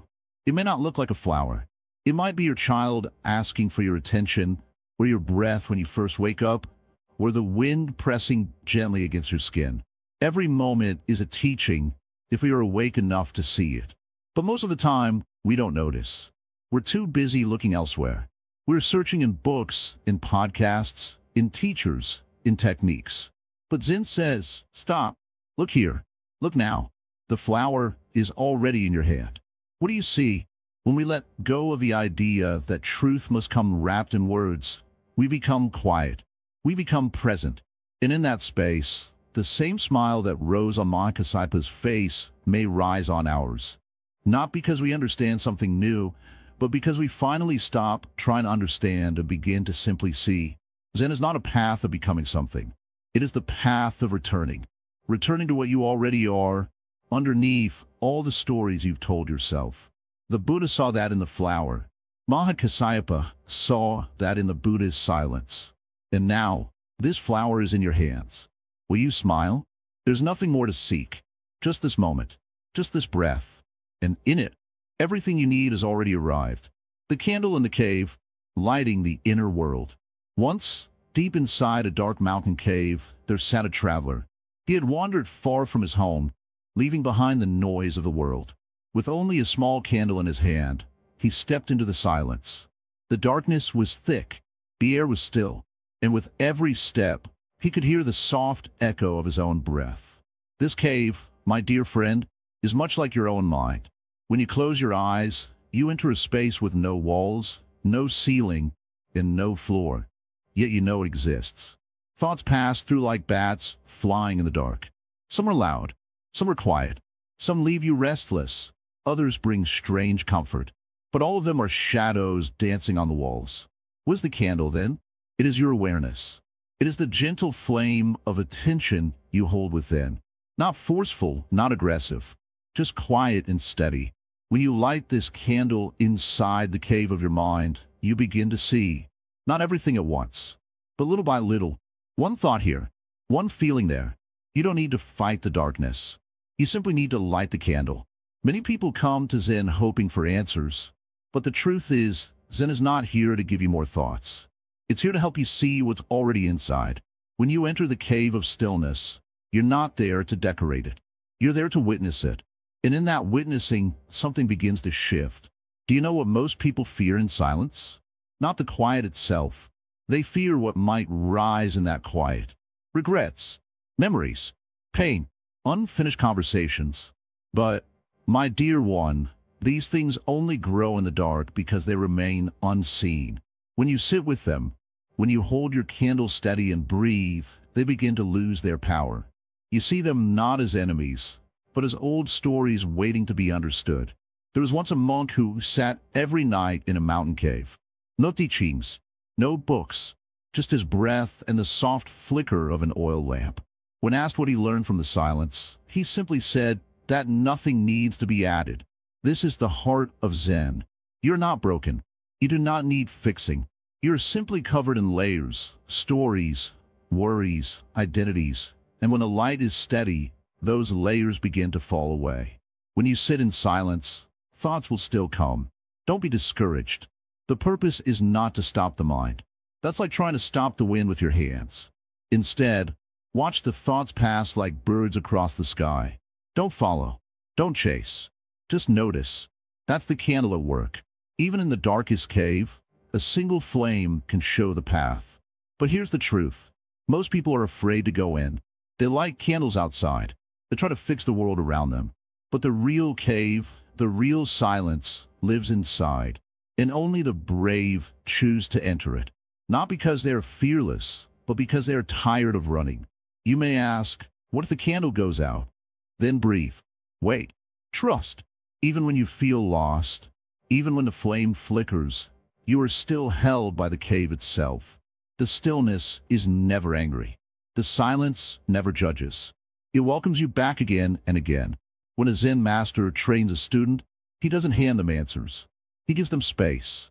He invites them to listen, not to him, but to themselves. In that way, the candle you light isn't borrowed. It's your own. You carry it inside you, and the more you trust it, the brighter it glows. I once met a woman who said she couldn't meditate. "I can't sit still," she said. "My mind races too much." I smiled and asked, "Do you breathe?" She nodded. "Then you can meditate." Because meditation is not about perfection. It is about presence, about being right here, right now, with whatever is. In Zen, we say the candle doesn't need to chase the darkness. Just by being what it is, it transforms the space. You don't need to become someone else. You don't need to erase your past. Just light the candle and sit. That is enough. Sometimes, the most sacred moments come when nothing happens. When you're just sitting, breathing, feeling the weight of your own body. In those moments, you touch something ancient, a silence that was always there, waiting. The cave is not a place of fear. It is a temple, and the light you carry is not small. It is your wisdom. It may flicker, it may shake, but it never truly dies. You can always return to it. So tonight, when the world quiets down, sit with your candle. Breathe softly. Let the thoughts come and go like wind through the trees. Trust the silence, and know that the path is not somewhere outside. It begins right where you are, one breath, one flame, one moment at a time. You don't need to understand Zen. You only need to enter the cave, with gentleness, with honesty, with your little light. And slowly, the darkness becomes your friend. In time, you will not fear it. You will welcome it.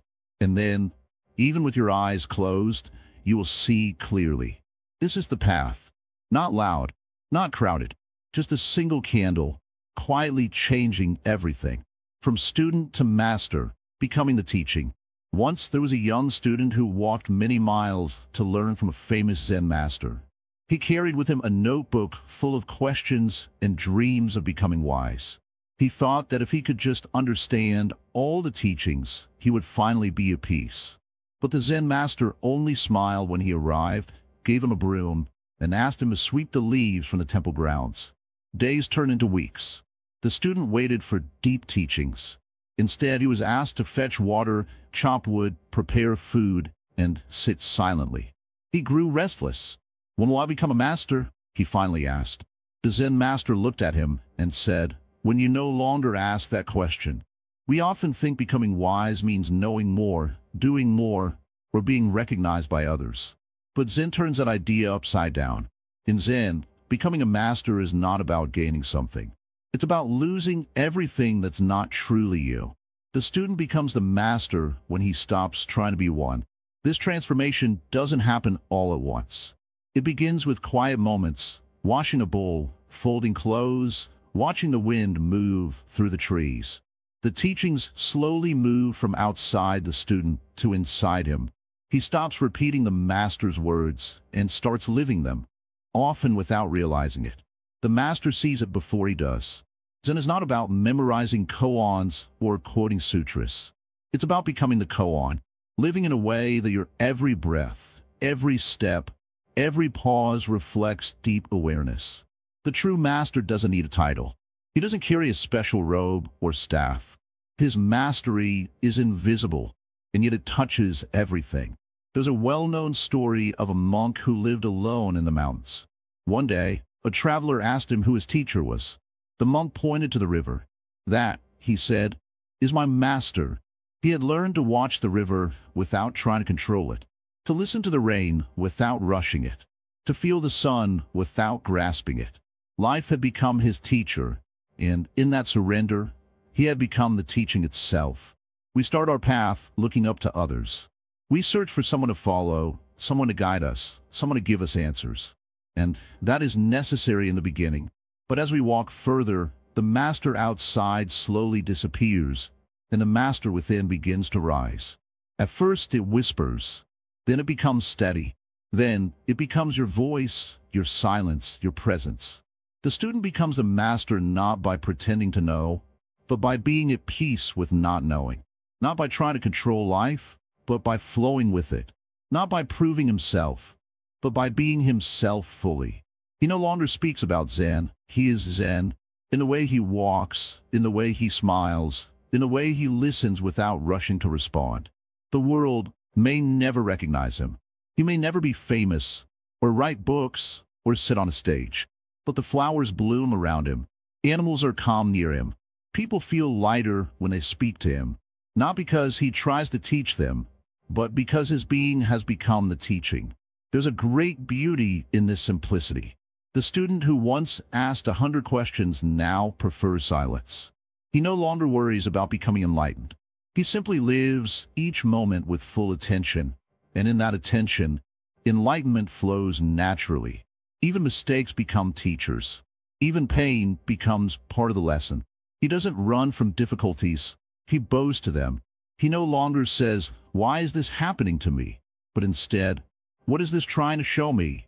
Every moment becomes a mirror. Every breath, a bell of mindfulness. To become the teaching is not about being perfect.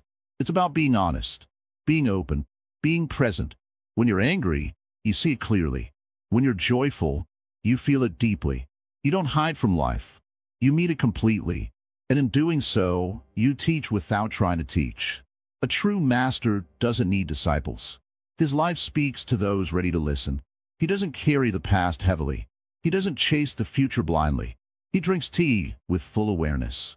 He sweeps the floor as if the whole universe is watching. He laughs, he cries, he breathes, and all of it becomes the path. One day, you may look back and realize you have become what you once searched for. Not because you gained something, but because you dropped what you didn't need. You trusted the path, and the path shaped you without you noticing. The student became the teaching. This is not a grand moment. It's quiet. It's soft, like a candle quietly lighting another. No fireworks, no ceremony. Just a deep peace that says, this is enough. And that peace, when shared with others, changes the world, one simple moment at a time. So tonight, as you rest your head, know this: you are not far from the path. You are on it. Every breath you take in stillness brings you closer. And one day, without even trying, you too will become the teaching. Just keep walking gently and let your life whisper the truth. The final koan, letting go of even Zen. Once, in the hush of early morning, before the sun had painted the sky, a young student approached his Zen master with a restless heart. He had studied for years, sat in stillness until his legs ached, and memorized every koan his teacher offered. But that morning, his eyes were filled with unease. He bowed low and said, "Master, I followed every teaching, lived in discipline, chanted sutras, breathed in silence. But something inside still feels detached. Am I missing something?"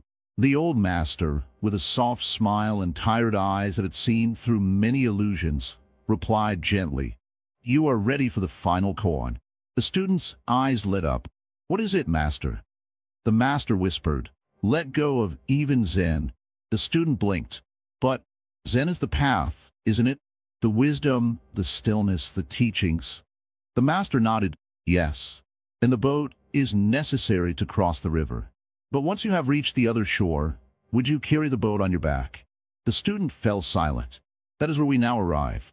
Nearing the end of this journey, we return not to more knowledge, but to a sacred unknowing. The final koan is not a riddle to be solved, but a truth to be released. The teachings, the forms, the rituals, even the idea of enlightenment itself, when clung to, become another layer of illusion. Zen was never meant to be a cage. It was always a bridge. Throughout this journey, we've explored silence, emptiness, mindfulness, paradoxes, stories, and symbols. Each one served like a lamp in the darkness, a whisper in the night reminding you that peace is not outside. But now, the quiet voice of Zen says, even the lamp must go out. Even the whisper must fall silent. Imagine climbing a great mountain with a heavy backpack. The higher you climb, the more you realize how much the bag slows you down. It once carried all your survival tools, maps, and food. But at the peak with the wide sky all around, do you still need that bag? Or does it become a burden? Zen was your backpack, and now you're at the peak. Many students in Zen history faced this moment. Some tried to hold on longer. They feared letting go. They thought, if I let go of Zen, what remains? But the wise ones found that when they truly released even their attachment to the teachings, what remained was something deeper than words. deeper than thought. It was presence. It was stillness without effort. It was living without needing to name it. One old monk once said, "Before Zen, mountains are mountains and rivers are rivers. During Zen, mountains are no longer mountains and rivers are no longer rivers. But after Zen, mountains are mountains again." This is not about returning to ignorance. It's about seeing clearly without needing to explain. Just living, just breathing, just being. You no longer sit to meditate. You are meditation. You no longer speak of compassion. You are compassion. You no longer chase peace. You walk inside it. Letting go of Zen doesn't mean forgetting it. It means trusting that it has done its work, like a candle that burns to light your way through the night. Once the sun rises, you don't need the candle. The light is everywhere. And so, you live. You sweep the floor, cook your food, listen to the rain, and smile at strangers. But your heart is not reaching, clinging, seeking. It rests. It flows. It simply is. This is the Zen beyond Zen. It is the silence between words, the breath between thoughts, the life between moments. It asks nothing of you, demands nothing, and promises nothing. It just is. Many seekers want a final answer. But the truth is, the final answer is not an answer at all. It's a letting go of all questions. One master was asked, "What is the highest truth?" He laughed and said, "The wind blows, the grass bends." That's all. That's enough. Zen never needed to be understood. It needed to be lived and then released.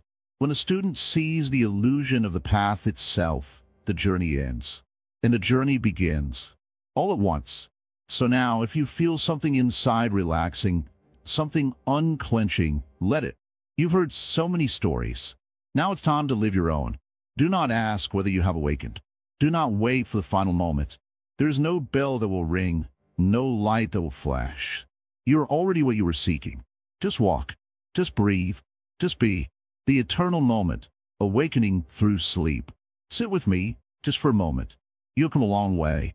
From the first breath of silence to this last chapter, you have listened to stories that are older than memory, yet they speak to your life today as if they were written just for you. Tonight, as the sky dims and your eyes begin to soften, I want to remind you of something very simple and very important. You're already home, not tomorrow, not after more effort, not after another book or another hour of meditation. Right now, in this very breath, in this moment that slips through your fingers like water if you try to hold it, but rests gently in your palms if you just let it be. Do you remember the first story you heard in this series? Maybe it was about stillness or emptiness, or the master who said nothing and yet taught everything. Those stories weren't just bedtime thoughts. They were mirrors. Each one was showing you a part of yourself you may have forgotten in the rush of life. A part that doesn't need to be improved or fixed. A part that is already whole. The deepest truths are not the loudest. They don't scream. They whisper. They come in the pause between two thoughts, the silence between two words, the stillness between two breaths. And now, as you drift towards sleep, I ask you to listen, not with your ears, but with your heart. There is no need to understand Zen. Understanding is of a mind. Zen is not a puzzle. It is a direct experience. It is the taste of tea, the sound of the wind, the rhythm of your heartbeat when the world finally quiets down. It is the feeling of lying down at night and realizing that you do not need to chase anything, not even peace. Peace comes when chasing ends. Even this series was never about learning. It was about unlearning, about remembering, about seeing what was always in front of you, but covered in layers of thought, fear, and desire. Now, those layers have started to fall, one by one, and what remains is not new. It is eternal. It is you. Close your eyes gently. Don't try to force yourself to sleep. Instead, allow yourself to rest. Can you feel the weight of your body sinking into the bed? Can you notice how the breath moves in and out, all by itself, asking nothing of you? This is Zen. This is the teaching. This is the truth. Some people spend a lifetime searching for wisdom. They travel across mountains, through deserts, into monasteries, and across oceans. But the wise one, the truly wise one, realizes the journey was always inward. The destination was never a place. It was a moment. And this is it. This very moment, where you hear these words, where your thoughts begin to slow, where your body softens, and your heart feels full and empty at the same time. That is the doorway to awakening. Not dramatic, not loud, just honest, just here. So many people live only on the surface of their lives. They never stop long enough to notice the beauty hidden in the ordinary. But you chose to pause. You chose to listen. And in that simple act, you have done something extraordinary. You have taken the first step beyond a dream. Zen says, when I was a student, mountains were mountains and rivers were rivers. When I began to understand, mountains were no longer mountains and rivers no longer rivers. But when I awoke, mountains were once again mountains and rivers were rivers. Do you know what that means? It means awakening is not about escaping life. It's about seeing it clearly and loving it just as it is. Now, as your breath grows deeper and your body grows still, I want you to know this. You are not broken. You're not behind. You're not missing anything. The quiet you've been searching for is not outside you. It is you. You are the stillness. You are the sky behind the clouds. You are the eternal moment. Let go. Let everything go. Even the thought of letting go, let that go too. You don't need to hold anything anymore. Not the past. Not the future. Not even the need to get better. Just be here. Just be. In this final story, there is no monk, no master, no student. Only the wind outside, the breath inside, and the stillness between. That is where all stories end, and where truth begins. Please like, comment, share, and subscribe to our channel, and please drop down your thoughts and comments. Your journey helps others begin theirs. Every thought you share, every time you press play, you help someone else find a moment of peace. And if you ever feel lost again, know this: wisdom woven will always be here, waiting to guide you back to yourself. Good night, traveler. Rest well. The path is complete, and the moment is whole.